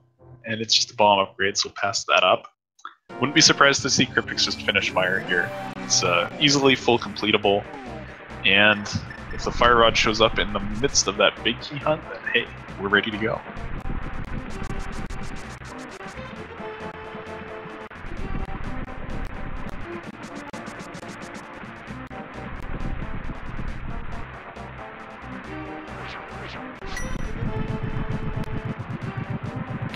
And Murph. Okay, it looks like Murph is going to go up and get this now.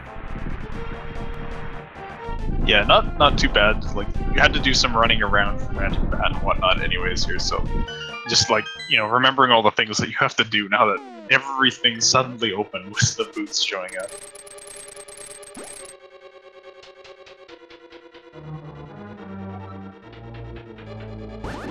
So now what's Murph's play? Save and quit from here. Alright.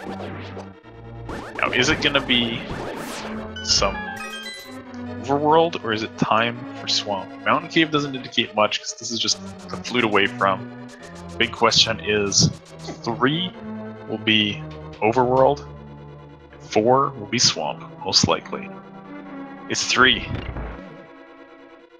Oh, this is gonna be good. I mean, I hope he keeps going into the right area. Oh man, I was just thinking, like, his route could work out so well because he can do Graveyard Ledge to Catfish, but he can't because you need the flippers for that to be like a path you can take, and the Catfish has the flippers, so it's just going to be a pain no matter what. Dang it. Yeah, there's nothing good that can possibly come from it at this point. I mean, that shows the value of being heads up and knowing that it's difficult to route certain things in, like Catfish and Graveyard Ledge, and to do it when it's at least reasonable for what you're doing. Murph has tried to, I'm not going to say avoid those areas, but he didn't go out of his way to get them, and because he didn't, he's really having to go out of his way now to include them in his routing, and that's where really key required items are located. Yeah. And I don't mind this kind of play at all. This is just like how Randomizer will go sometimes, because, you know, if you put those checks off and they're just nothing, then you're going to save a nice time on your seed, but when it happens like this, then it can really start to bite you. kryptixx has managed to find the big key here in this fire search, but is still looking for that fire rod, so we'll see more chests being checked.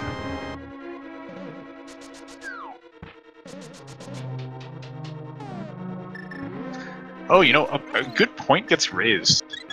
Murph might not ever get the flippers. In my mind, I was thinking, you know, we need them for Swamp, but Swamp's just dependent. He just fake flipper to ice if the fire rod shows up. And, well, I mean, the fire rod could be an ice, so heck, just fake flipper to ice anyways. We will get these gloves right now. This is huge for Murph. Lots of stuff will open up. And what is the play going to be from here? I hope it's not Death Mountain. Death Mountain is not the play we want to see from Murph right now.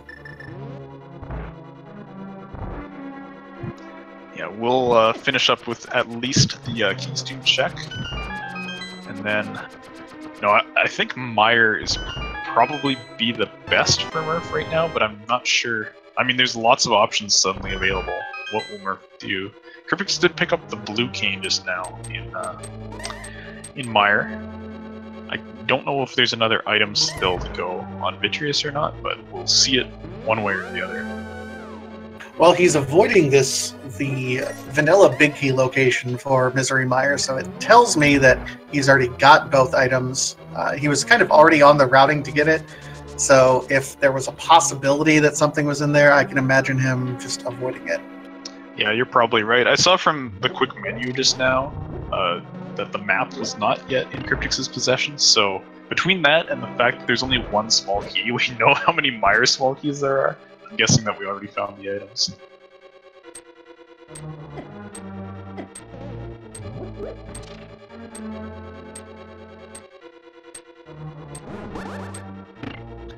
Murph going with some hook speed off of the pyramid here. Yeah, you can see him trying to hookshot across to get to the catfish, and having kind of some frustration, dashes around for a second when he couldn't hookshot across and didn't have the flippers, because we know where the flippers are. Well, we'll have them in hand shortly, and for better or for worse, they'll just give Murph more options for potential places to check, opening Swamp, putting ice fully in logic. And it'll be interesting to see what the play is from there.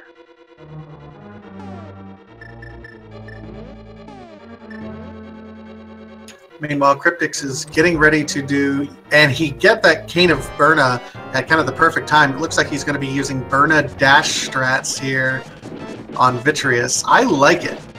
Yeah, it's not too bad. Burna doesn't drain your magic as fast as the cape. Unfortunately, it does cause this lag, so cape dashes are perhaps more popular. There's an eye hanging out on the side. It's still alive. Look out!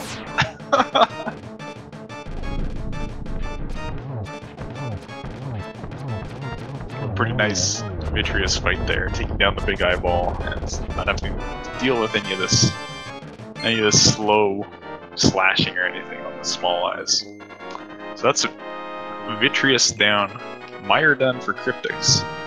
Good crystal progression going on now, and has the option to go Ice Palace, and I am kind of drawing a blank on what else kryptixx could do here, unless they really want to do Swamp, but I feel like Ice is going to be the play. That might be Murph's one chance to catch up, is if he does end up going down to Swamp Palace, and the Fire Rod is there, that would allow Murph to effectively go mode Meyer, Ice Palace, and Turtle Rock. Meanwhile, kryptixx is having to full clear everything, and he is going to Ice Palace, so that might be Murph's one saving grace if it happens to be there. I don't know, though. He's really behind at this point. Yeah. Now, kind of as a blast from the past from the first 20 minutes of Zelda, remember just as kryptixx was standing outside of Desert there, that Murph actually stole a key in Desert and verified that it was not required 100%, because he got the other item and knows the pedestal already. kryptixx both doesn't know the pedestal and didn't do that, so there is one item in Desert, which kryptixx just passing up at this point, does not want to be going to Abandoned Dungeon, and it's pretty fast to get back there with the flute, so we'll go in through Ice, hoping to find that Fire Rod, because Murph is kind of playing catch-up through these overworld checks, which I don't think are going to yield too much here. I don't believe there were any items on any of these, but we'll get them out, we'll have that peace of mind, and then we'll see what Murphy opts to do. Ice physics, aren't they lovely? Zelda has some of the worst ice physics, I think, in any game ever. The weird dash physics where you can just kind of stop on a dime, dash, and then continue your momentum immediately afterwards is weird.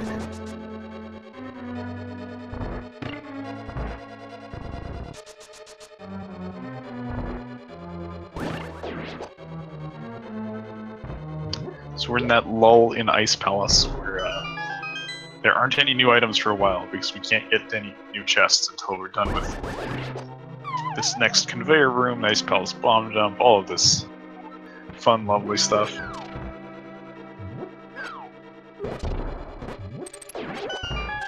Murph did a save and quit with the purple chest. Actually, I don't know if there's anything over here at the pyramid. Probably just a, like, you know, normally you save and quit, and when you have killed Aghanim, you just go to the light world, but if you've killed Aga and you have the mirror, then it takes you to the dark world, which requires, in this case, just a mirror and a flute. Sometimes you have the mirror and then save and quit. It's annoying, but kryptixx is actually skipping the bomb jump, and this is not a bad play here, because when you have to full clear Ice Palace anyways, if you have the Key of Samaria, then it's really not much slower to just not do the bomb jump if you find the big key.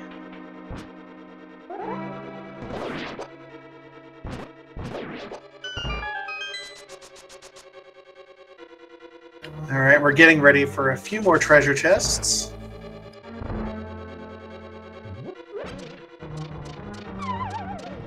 Almost over to those kind of dense 3 chests over here on the east side of Ice Palace.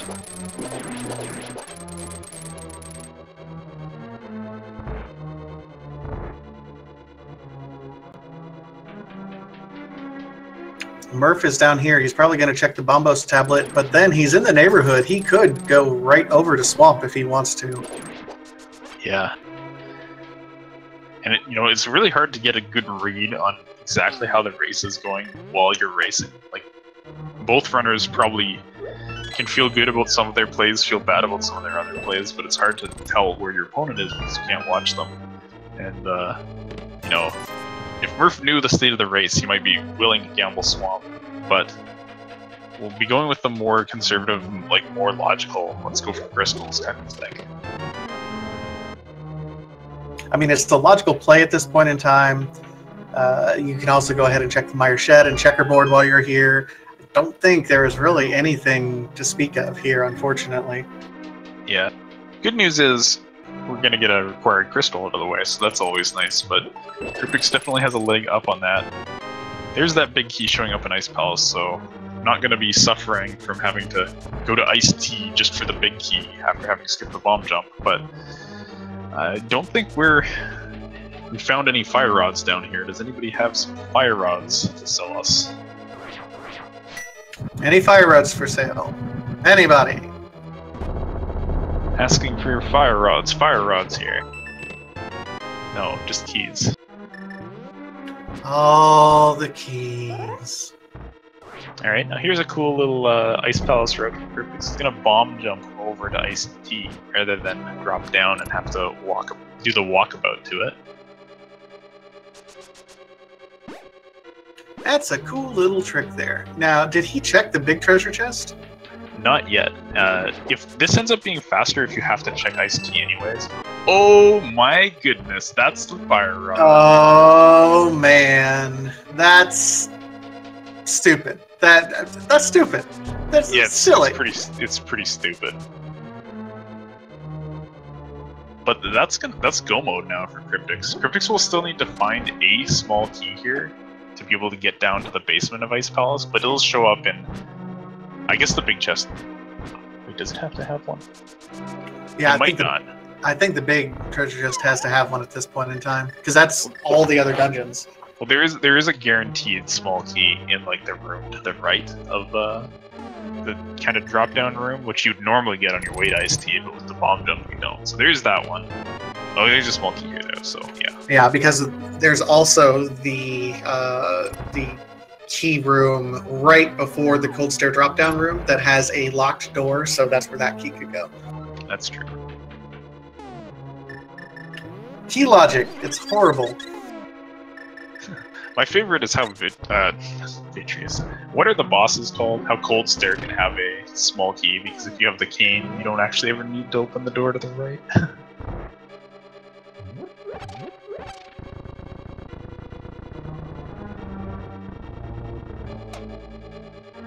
So, well, this is just an amazing position for kryptixx.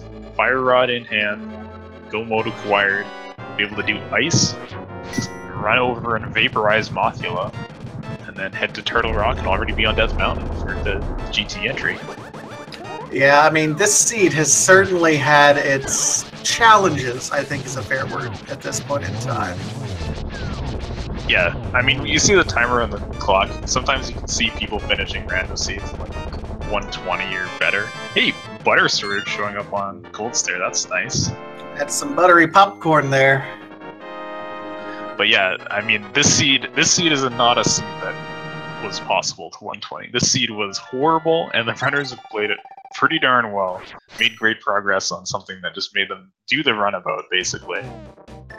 I mean, knowing what we know now, knowing that, you know, you're in go mode at 137, that's darned impressive, regardless of who you are. Just an Aga required, boots locked behind bow pod, and that was locked behind mirror access to Death Mountain. My God, my head hurts trying to make sense of this seed.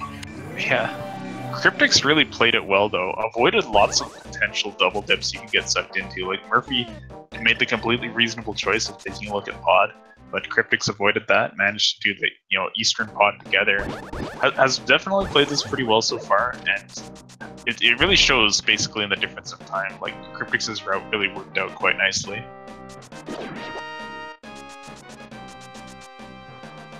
As well as, of course, checking those annoying little one-off locations. The Catfish and Graveyard Ledge. And normally, the seed is annoying enough if one of those has something. When they both have something, my goodness. They both have, logically required items. Although the flippers, you can... Nothing was in Swamp Palace, so we could theoretically avoid that. Probably like Silvers in Swamp or something. Just why not? At this point, probably. I mean, it's there, or we could still find him in Turtle Rock at this point. Yeah, GT has a lot of chests as well, but Well, Ganon will let us know that, buddy. Let's see. Where were those silvers hanging out?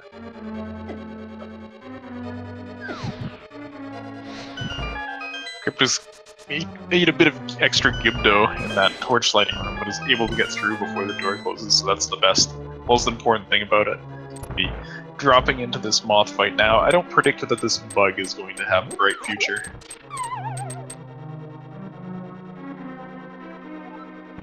Probably not. Buttersword Mothula has kind of an interesting history too. It used to be that Buttersword wouldn't do any damage to Mothula, right? Yeah, it has the same damage class in the vanilla game as the spikes around the room.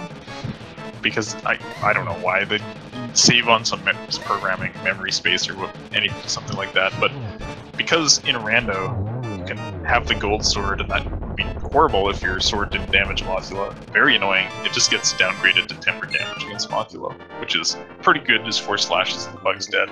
Drops the Quake medallion for us, which we know is not needed, but now we have a nice. The right side of our menu is nice and full, so it's easier to maybe skip over some items. Murphy, instead of opting for those dash strats, is instead using the bow on Vitreous, so unfortunately having kind of a more difficult Vitreous fight than Kryptixx did. Yeah, actually ran out of arrows too, so it has to deal with slashing the main eye. Which is not too bad with tempered, but definitely you want the bow for this part. I would almost prefer to take a little bit of damage because those sword beams are really kind of annoying him on some parts as he was trying to get through there. Yeah. Add some lag every time you slash. But Kryptixx doing that climb up the Turtle Rock now. Doesn't need to look for any more items, and might check a couple extra chests in the hopes of having silver arrows. Even though you have the butter sword, it can be nice to have those silvers. It speeds up the phase 4 of Ganon by a fair bit, so that is good, but I would expect Kryptixx to really go to their way to grab too much more.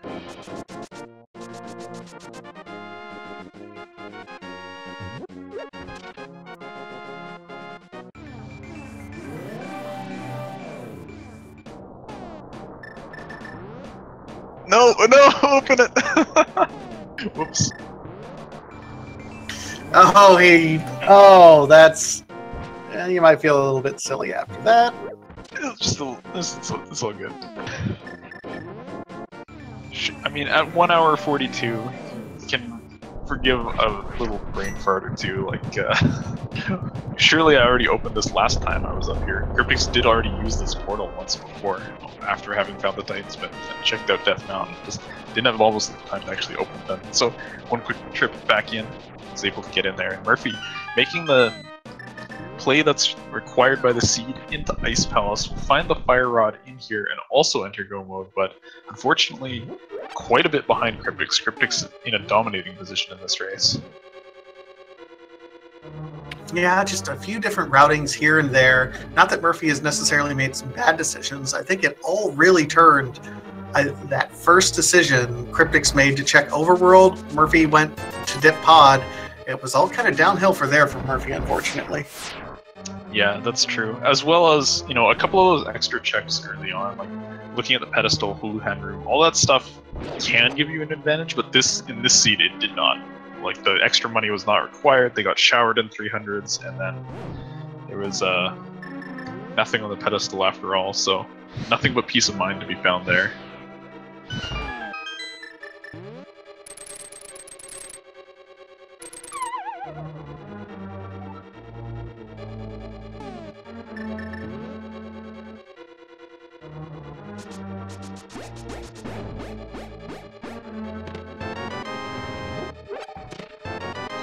Kryptixx going for cane dashes through this room. It's better than getting hit back by the thing, and there's a full magic decanter weighing down in these skulls just below this door, so you can just build right back up before you head down through Turtle Rock. So not a bad way to go through there. I'm always super impressed by the people that can just like turn at exactly the right time and hook shot to get themselves through that room. That's really cool. Yeah, it's a difficult little trick. kryptixx, meanwhile, going through here, has at least one extra key at this point. Don't know where the other keys are going to be up to this point in time. We'll see if he'll be able to skip Laser Bridge entirely, although they've had Mirror Shield since, like, what, sub 15 minutes? So even if they had to do Laser Bridge, it wouldn't be that big of a deal. Yeah, now there's another interesting play that you can do in Turtle Rock, which is, I'd say, fairly uncommon because of what happens when you do it and it bites you, is when you're in go mode, you can skip the big chest in hopes that both the big chest and the vanilla big key chest are not keys. And a key occurring in both of those simultaneously is fairly rare, and it allows you to save like 30 seconds or something like that going around the outside of Turtle Rock. But if you make that gamble and those two are keys, and then you get down to Laser Bridge, you check all the chests, and then you don't have a key and you have to go back up to the big chest to get one, it's yeah, it's not fun. So I wouldn't be surprised to see kryptixx just check the big chest. When you have the dream pot, or what dungeon are we in? Turtle Rock? That's the one. When you have the dream Turtle Rock and you have already 2 keys at this point where kryptixx has 1, then you know you can skip the big chest, but that's not the case here. He's running around figuring out what exactly do I want to do here, and looks like he's going to be setting up to go ahead and bomb out so he can do the big treasure chest.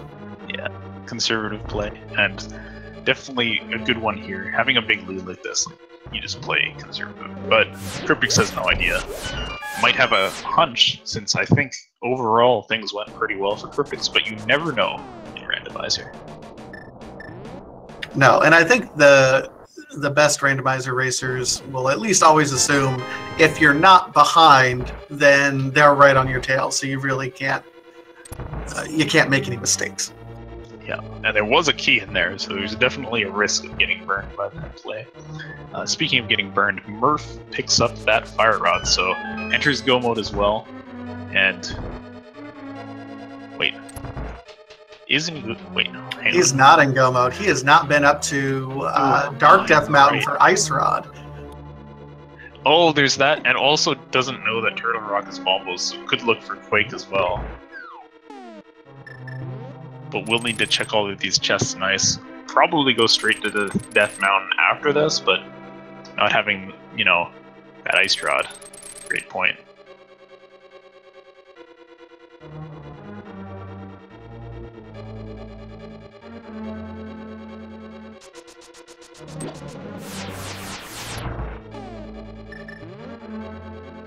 Oh, that was bad timing for that bunny beam there on Murph. Meanwhile, kryptixx is getting ready for his Trinix fight. Trinix is allergic to butter, so this fight will go pretty fast, I think. Absolutely.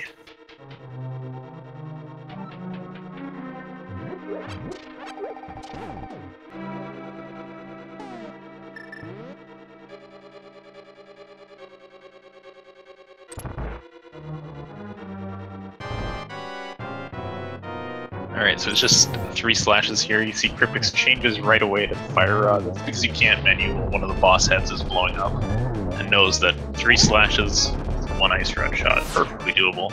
So there go the 2 heads. That's phase 1 of Trinix down. Just need to get a couple more hits in. If all goes well, Trinix won't even manage to get off of the wall. We'll see how it goes. It's those 2 hits in on the spin, 1 more slash in the head. There goes Trinix, and that be it for Crystal Collection for kryptixx. You know what that means. I do know exactly what that means. Ladies and gentlemen, go ahead and turn your attention to chat. There are 22 treasure chests in Ganon's Tower that could possibly contain the Ganon's Tower Big Key. Go ahead and get your guesses in chat. If you are a subscriber to any of the Speed Gaming network of channels, or have donated at least 250 bits amongst all the channels combined, you'll be registered for leaderboards 1 through 22. Which treasure chest will the Ganon's Tower Big Key be in? A good friend, Sigma, what's going to be your guess? I like to go with number 6 these days, just because it's ambiguous. You don't know whether it's going to be left or right, so I'll go chest 6, wherever that may be. What are you thinking for our key this time? Well, my rule of thumb is to always guess the same thing until I win, because one time I switched, and I lost because I switched. Had I done my normal key, I would have been fine. So, for now, I'm on number 8. Alright, well, let's see what we've got. kryptixx heading down to the Hope Room because we hope that the key's in here. Instead, we've got 10 arrows and a small key, enabling a right side play, and that's what we're gonna see.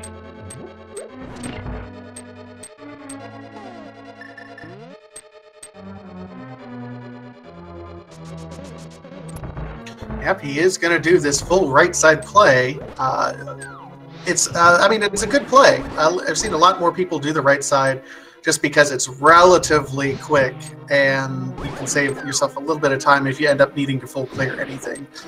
Yeah. It ends up, I believe, on... Oh no! It gets locked at the door, so we're going to have to redo this torch room. But, you know, if all goes well, getting this right side out of the way is on average just barely faster than, you know, taking 2 and going left. Since you get these 4 checks out of the way, and you give yourself a better chance of avoiding that kind of long trip over to ice Hermos. But it's interesting to see like different routes because they all end up being pretty close, and when you know maybe what your opponent is doing, you can kind of make a judgment call. But either way, I'm getting on chest 3 number 1 right now. More arrows. 4 is some rupees. Number 5, bomb upgrade, and 6 rupees. It's not right today. That is okay. So he'll go and snag this key. Always nice to have a couple extra keys as you're climbing up Ganon's Tower. You never want to run out on your way up. So we'll see. Number 7 is going to be on Bob's torch, and it is just 5 rupees. So Bob lives for now. We may get to see that glitched out anti-fairy sprite if we get fairly deep into the tower, but you know, kryptixx will be looking to find that big key a little bit earlier if possible. So we're coming up on chest number 8. Here's your chance. The first chest opened in this room. It is small key. Number 9. Close. Arrows. You can resmelt it. Arrow upgrade. 10 just rupees, and number 11. Some suspense while we kill the Stalfos. Another small key.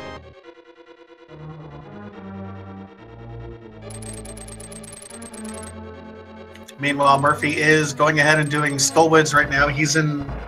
Well, he will be in go mode once he knows. I imagine he'll end up checking Hookshot Cave. 12 is just 20. Yeah, now I think there is one item still in Skullwoods, and Murphy will be looking to grab that most likely, given that it's not in go mode. I don't remember if it was on Moth, or maybe it's on the different chest, but either way, we're going for Moth first, just hoping that it's there, kind of thing. Okay, so kryptixx will be approaching Rando Room shortly. We got 1 treasure chest just before Rando Room here in this Fire Snake room.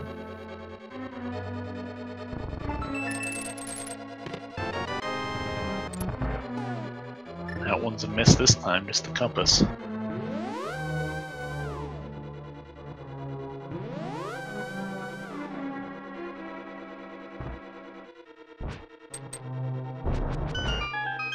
Murph with the Mothula kill, so there's the Quake. That is, I think that's the second item, is the Quake. Oh yeah, you're right.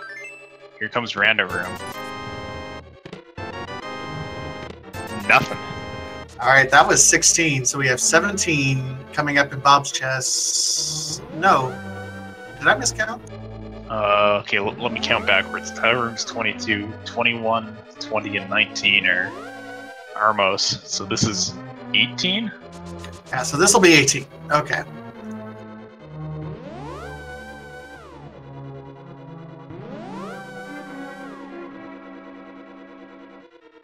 I was really glad it wasn't in Rando Room because I had no idea what the count was at.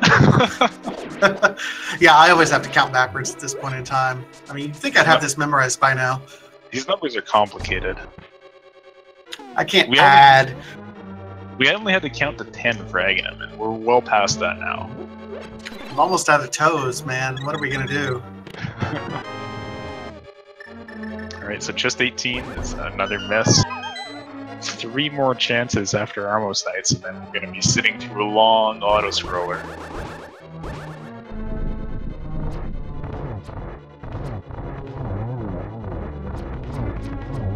So it's a 25% chance that this seed absolutely these runners, not only doing a required AGA, but a number 22. We'll see. And what have we got? Chest number 19. Bombs. 20. We've got it. Chest 20.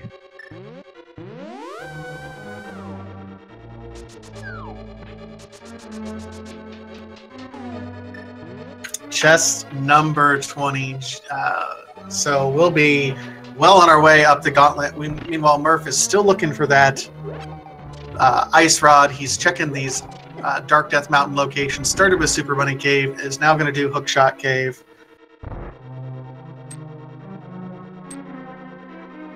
Yep, and that will be get the good news. Murph will actually be in go mode now.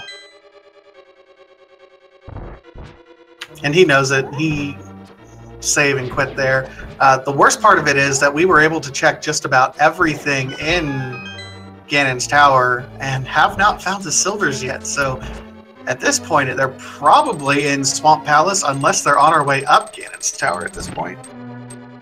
Yeah, and the remaining 4 chests in GT are very quick checks, so kryptixx might look at a couple of them, might look at all of them, might look at none of them, just in hopes of maybe finding those silvers, but knowing that you haven't completely cleared the overworld, it's not guaranteed. Like, chances are they're in Swamp at this point, but we might see them.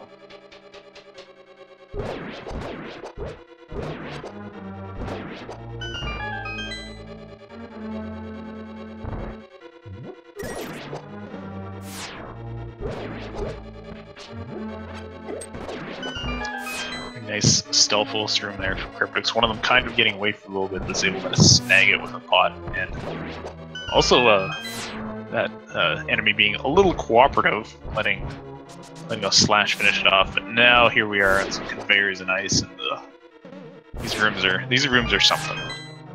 Yeah, I always like to think that the designers just got drunk one night and added like sufficiently advanced items more and more throughout this gauntlet just to see if they could annoy players. Yeah. So with no silvers and not the best magic count right now, kryptixx is just going to go for slashes on the landmows. Gold Sword does a really good job, only 2 hits and they go down, so pretty good landmo fight there, and we'll be moving on towards the top of the tower soon.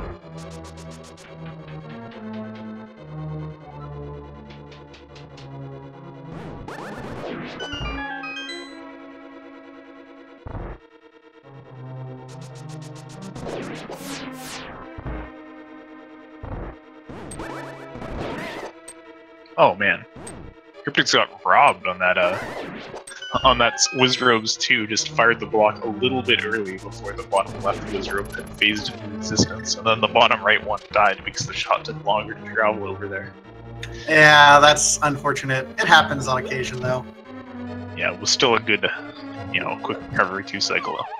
We'll be going for the intentional drop-off strats to get back to the start and light that lantern with the lamp, and then into the fire rod for this shot, up the tower. The only one little thing to be scared of here is potentially despawning the sprites at the top of Ganon's Tower, which happens if you go up these stairs here, as torches in the previous room unlight, but kryptixx is just going to play it safe, get the magic refill, and let the torches unlight first, then go up the stairs.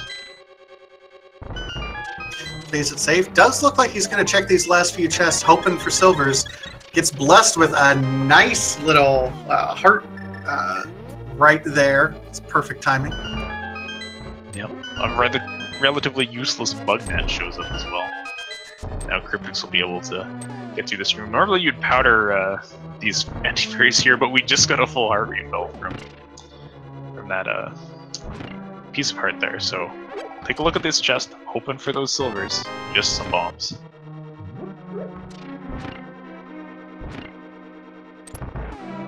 Having a little bit of difficulty in this room, but switching over to Hookshot, getting ready for Moldorm 2. 1 slash already, so a poke, a spin, a slash, anything from the Gold Sword will finish off Moldorm, and there goes the worm.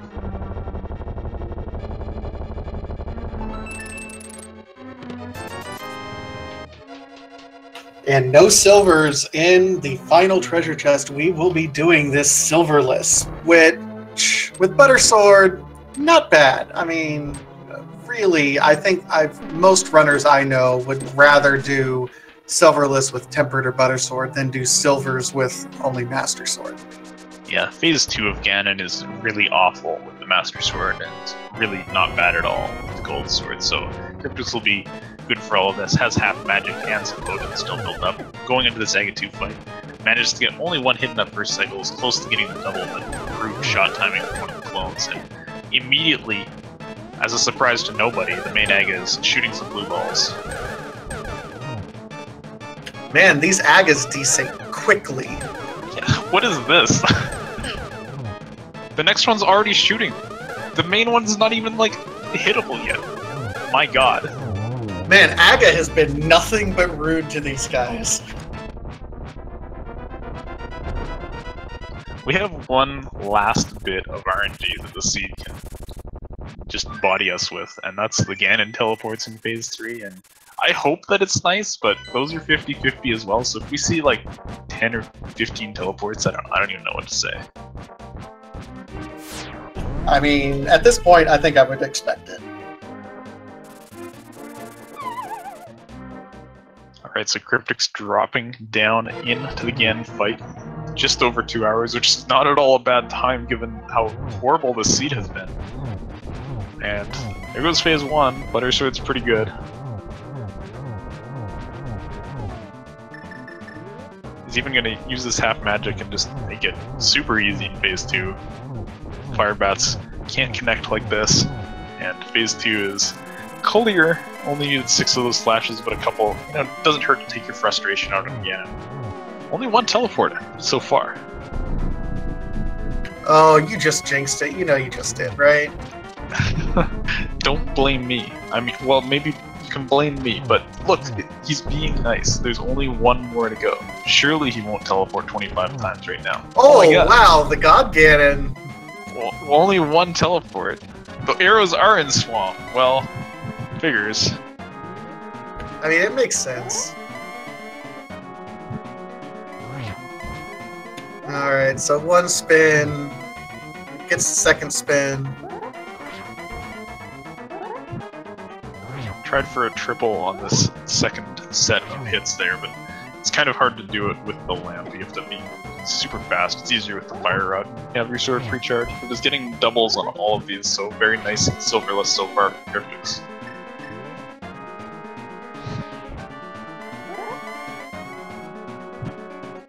Yeah, very consistent play, but here he's getting it set up. Oh, misses that last one. Yeah, we're definitely over halfway through this phase, though. It's just 12 spins with gold or tempered to finish off Ganon's last phase and the teleports.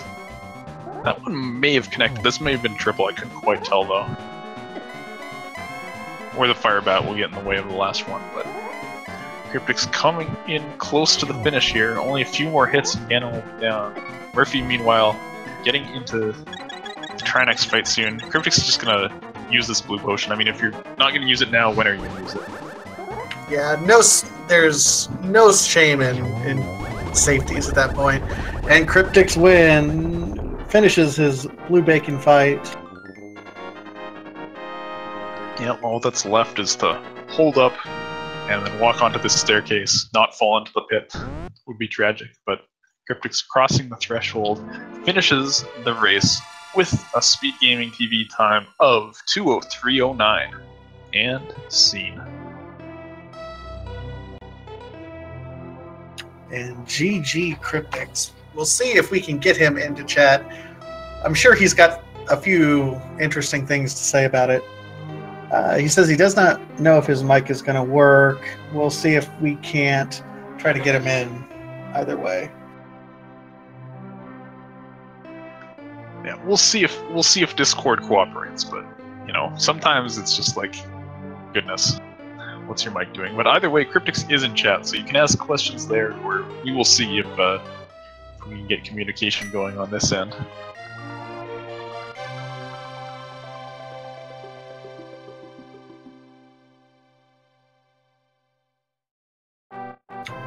Yeah, I mean, the tail of this seed was just Aga.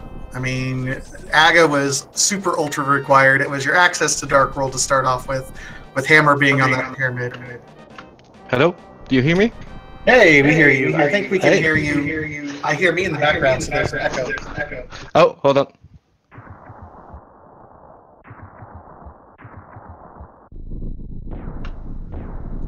Is that better? Much better. Good. Oh wow. I have to be honest. I never thought I would win this one. I had the speed life lowered, so I thought I'm not distracted with the timer or anything. But wow. Yeah, that was not a nice seed by any means. Yeah, that Aghanim play. I was like, when I went to Desert Palace and found the glove, I was like, okay, there's a chance I could dodge Aga and wait to see if Bombos is required anywhere. But it ended up that Light Dead Mountain was a complete bust. There was nothing there, so yeah. Well, and Aga ended up being, I mean, not only was Aga your access to the Dark World as required, but that Bombos that was on the Lumberjack Ledge was your access to not only Turtle Rock and Misery Mire, but also it was your ticket into Ice Palace as well. Oh yeah, that was crazy. Everything led to Aga. And then he was super rude. I think we counted 10 blue balls. Yeah, I just lost count. I was just spamming my red boomerang and waiting for him to throw me some normal balls, but yeah, he will have it.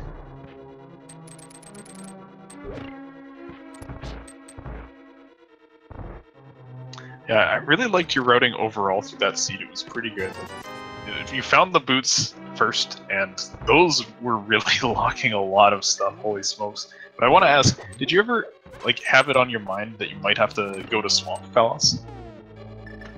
Yeah, Swamp Palace was in my mind just after Ice Palace. If Ice Palace was a boss with if I didn't find the Fire Rod in Ice Palace, I was gonna go to Swamp to see if I could find it there. So, yeah. Yeah, you just managed to dodge that pendant, but geez. There was also some really nasty locations for stuff, which you handled really well. The, what was it, Flippers on Catfish and Graveyard Ledge having the Titan's Mitt. What did you think when you picked up that Titan's Mitt? Was you're thinking, oh, maybe you're ahead because you found that in such an awful location, or was it, what were you thinking about at that point, or just like, man, let's route this now? Yeah, with both gloves being so far out of the way, I was sure at least one of those would put me a little bit ahead, since I checked both of those really early. And yeah, I just got lucky.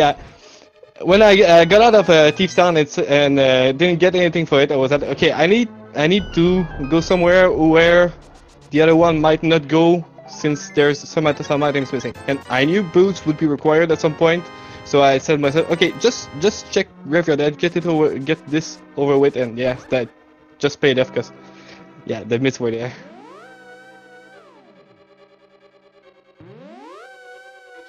So the real route deviation happened in this seed. You guys were kind of neck and neck. I think you were both in Aga Tower roughly at about the same point in time. But what ended up happening, the kind of difference between you two, is while you went to check more overworld locations, for example, you checked Catfish, which paid off. You ended up checking a few. I mean, you hook shot over, and then you did some other checks.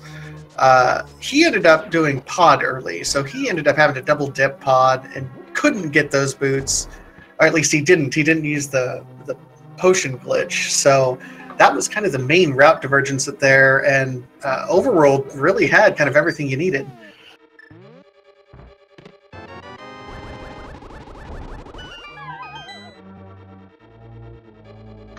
Yeah, I was thinking about it early.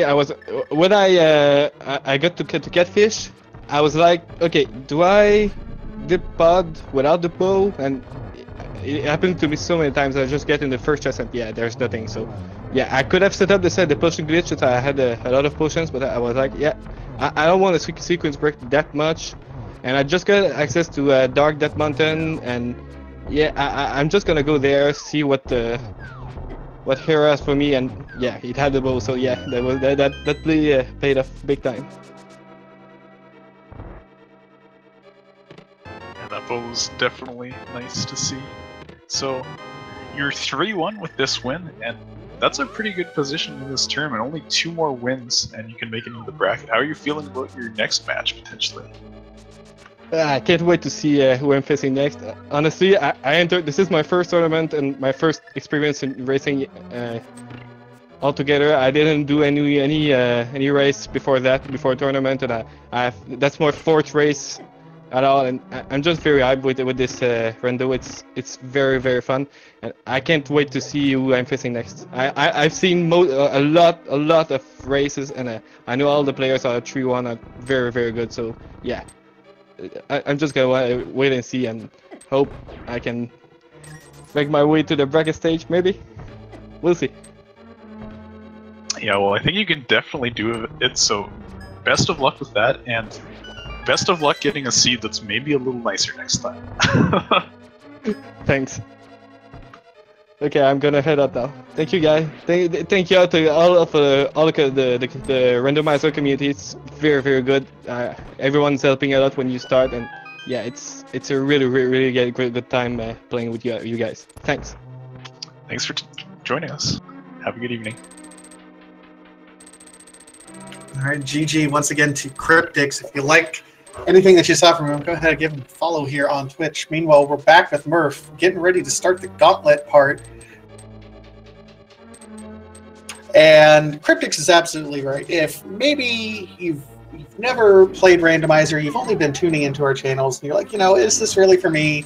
It is absolutely for you. Give it a shot. We'll help you out. You may not be the best speed runner right away, but this is one of the most welcoming communities there is on the internet. Give it a shot. Join us. We'll help you out all along the way.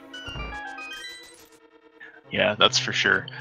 Myself, I picked up Randomizer after watching the first tournament, and it's just amazing. Like, all the resources, all the people willing to help you out there. It's a lot of fun, so give it a whirl. Just, play some seeds on your own, race with your friends, join some of the races that are always going on. It's a good time, and there will be more tournaments. This tournament will end, and then there will probably be another tournament, like, a couple weeks later. Yeah, I don't really know what to do with my life when there's not a tournament going on, because I'm so involved. So yeah, I imagine there's going to be some tournaments going on. There's new modes being introduced. There's the developers are constantly updating the logic based on certain things that we're seeing. So for example, there's an entrance randomizer as well, where we randomize the different entrances that are available. There's an enemizer that randomizes the enemies that you see. There's key sanity, which takes all the keys and mixes them up in the same sort of way. So many different modes for you to try out. Key sanity is not for the light of heart. There's also the new retro mode that I've been playing a little bit of, and I really enjoy. Yeah, that takes like earlier Zelda thing where you could buy keys and small keys for any dungeon. That's pretty neat too. So yeah, there's lots of fun to be had with Rando for sure. But here comes Murphy, making good progress to Ganon's Tower. Land Mode 2 was not long for this world, and now we're fighting some Wizrobes, nailing the first one, and we'll be dashing over to Wizrobes 2 right now.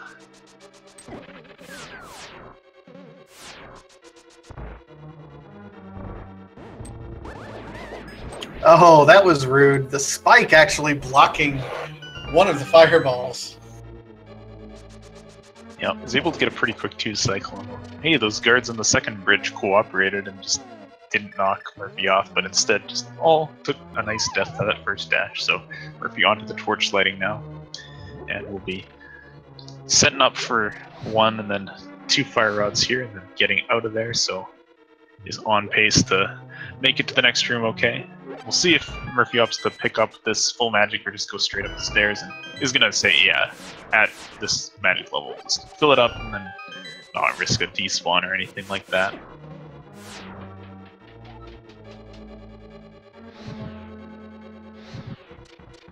Oh no! A fireball was a little rude there.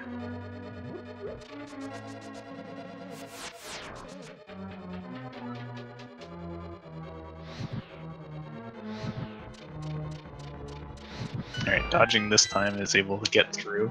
Has plenty of keys in hand, so we'll be able to... Well, didn't need to kill the Helmetsword, is even going to skip these couple chests saying, you know, I don't really need silvers, and you're probably in Swamp, right? Probably in Swamp. I mean, we know it's in Swamp, but that's only because Ganon told us.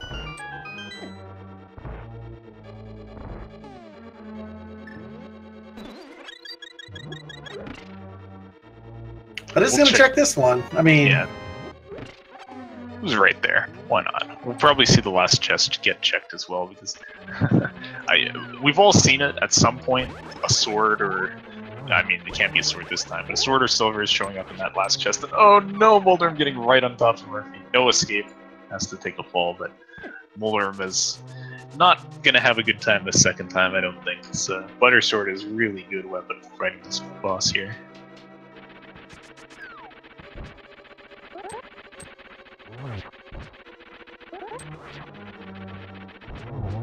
Well, and there it is. Okay.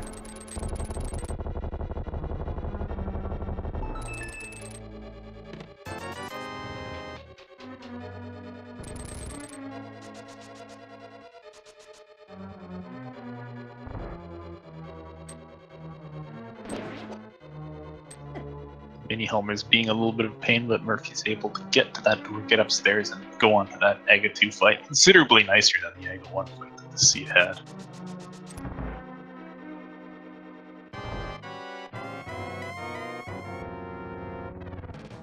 Alright, we'll see how crazy the desyncs get through here. And it's already... Yeah, what is up with these Aghanims?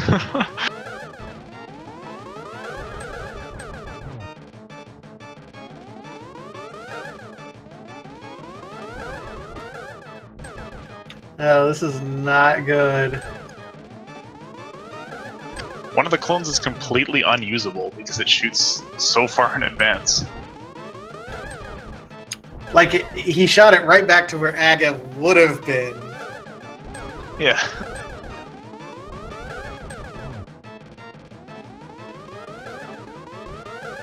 So right now, I guess we're going to call this the Aga Seed.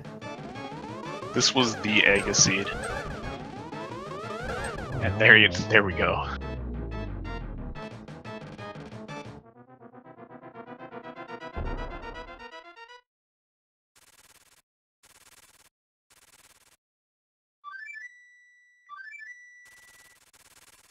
And Murph is on his way to go make some blue bacon.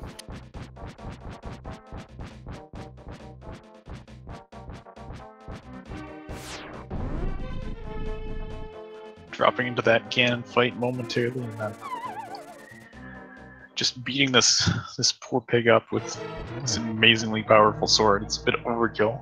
Only 6 slashes for the first 2 phases. Doesn't even get to teleport away, and then it's already time for the Firebat's phase. Murphy's going to pull out the cape on this, which we saw kryptixx go for as well. You have half magic, you have potions. There's no reason to worry about even dodging any Firebats. You see Murphy kind of hanging out at the side here because he knows that you only need the 6 slashes to push through to the next phase, and it's not too bad to get those with the gold sword.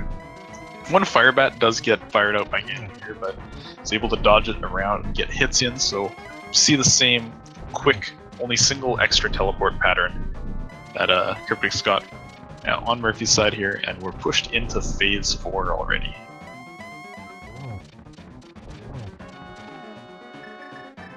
And he stuns him just long enough in order to get the torch glitch going.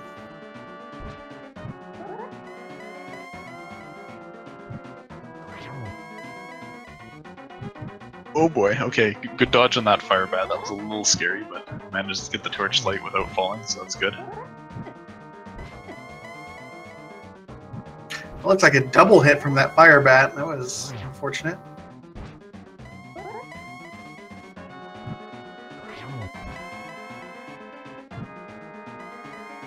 It's always rude when Ganon goes to the corner where the torch is when you have to go light it. It's like, come on, man, I just want to get done with you here. Like, the sooner we finish this off, the sooner we can both go home.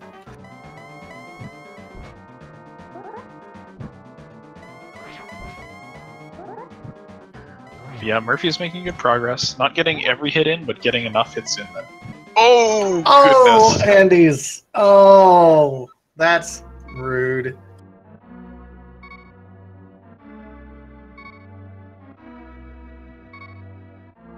Yeah, and it looks like, according to Speed Racing TV, that's it for Murphy. He's done. Was any of you all expecting me to actually pass that fight? Yeah, that's I had, like 0 potions. that'll be it. Seriously? I mean, Murphy has seen the race finish, so no shame in just saying, okay, I lost the race, I don't need to finish this up again. And here's Murphy joining us. Or not joining us. Maybe just opening Discord and auto joining. But anyways, GG to Murphy. It was a rough seed, and Murphy has taken it to the end pretty much. That Ganon was almost dead. It's just a formality at that point, but a little bit of a rude corner appearance, and that'll be that. But well played making it through that, and Murphy's still 2-2 in the tournament, so has the bracket dream still alive. Just has to go for 3-0 from here, which is not easy, but definitely possible. Yeah, the dream is still alive. Meanwhile, if you still have a bit of a hankering for some randomizer, there's still some going on right now on Speed Gaming 3. We have Glentie versus Gonspore, and is that Murphy joining us again? Yeah, it's me. Hey man, GG. That seed didn't like you very much.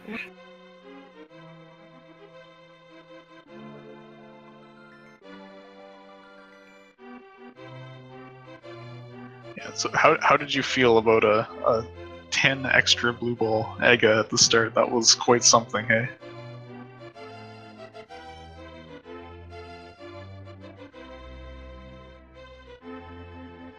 We may or may not be having our Discord audio go through, I'm not sure, but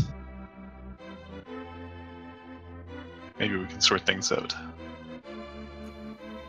All right. While we're waiting on that to get sorted out by Murphy, we'll keep going over our schedule. We have 2 different matches going on over here at 11 o'clock Eastern Time, starting here in about 20 minutes. Indecisive Ninja versus Sharky 2107 is going on over at Speed Gaming 2. And also at 11, Crazy Sunshine versus Austin D. Will be going on Speed Gaming 4. Sorry, also, I can hear you guys. There you are. Lock on. Yeah, so GG, good job playing through that scene. Yeah. That I was playing like nasty. garbage, man. I'm not even surprised I got a trash seed because my freaking week was all screwed up because I had finals, so it was only appropriate, I guess.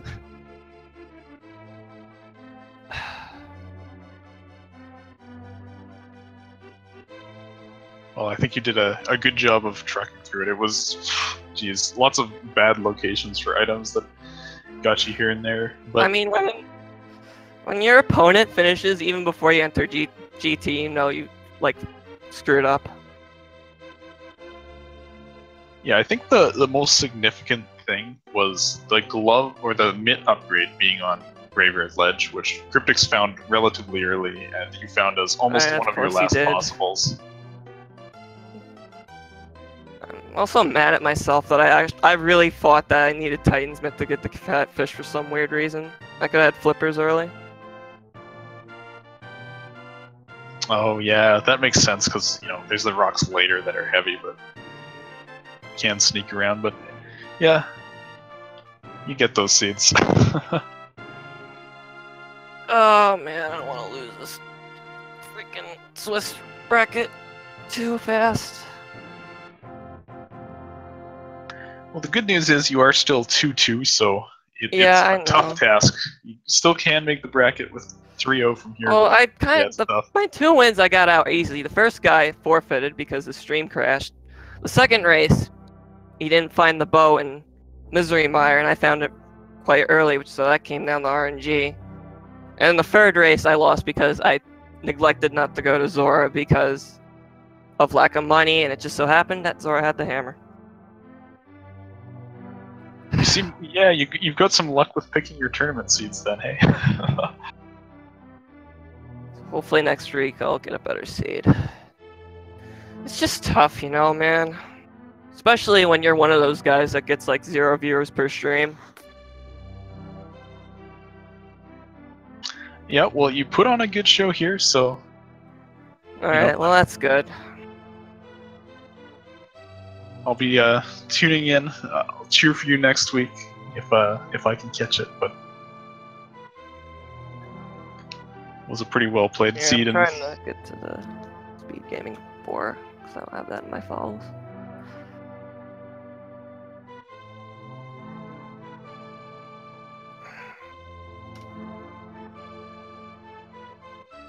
All right. So, anything else about this seed or the tournament in general you'd like to add to what we have going here? Well, it's a good tournament so far, I guess. I like it. Even though I'm sucking.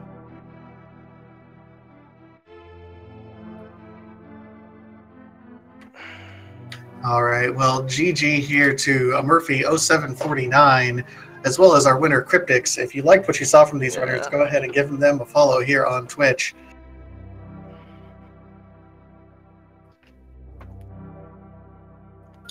And Sigma, I think that's going to just about do it for us tonight. Well, won't it? Yeah, that'll wrap it up for us here. So thanks, Murphy, for joining us. Well played on that seed, and good luck you're with welcome. your next race. I'll try. I also want to Life's been very hard right now for me.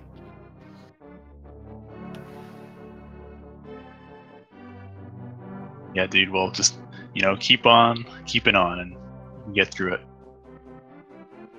Oh, thanks, guys. Alright, so I'd also like to take a moment to shout out our tracker, Carissa, for catching all those items throughout that seed and keeping us honest, and my co-commentator, Tasia. Thanks, it's been a pleasure commentating with you once again. Oh, it's always a pleasure, Mr. Sigma, sir. Anytime. So if you've still got that rando itch, there are still matches going on other channels throughout, a few starting up pretty soon, so you can have a nice evening, watch some more races, see what's going on. Should be pretty fun. Thanks for watching, everybody, and we will catch you next time. Have a good one.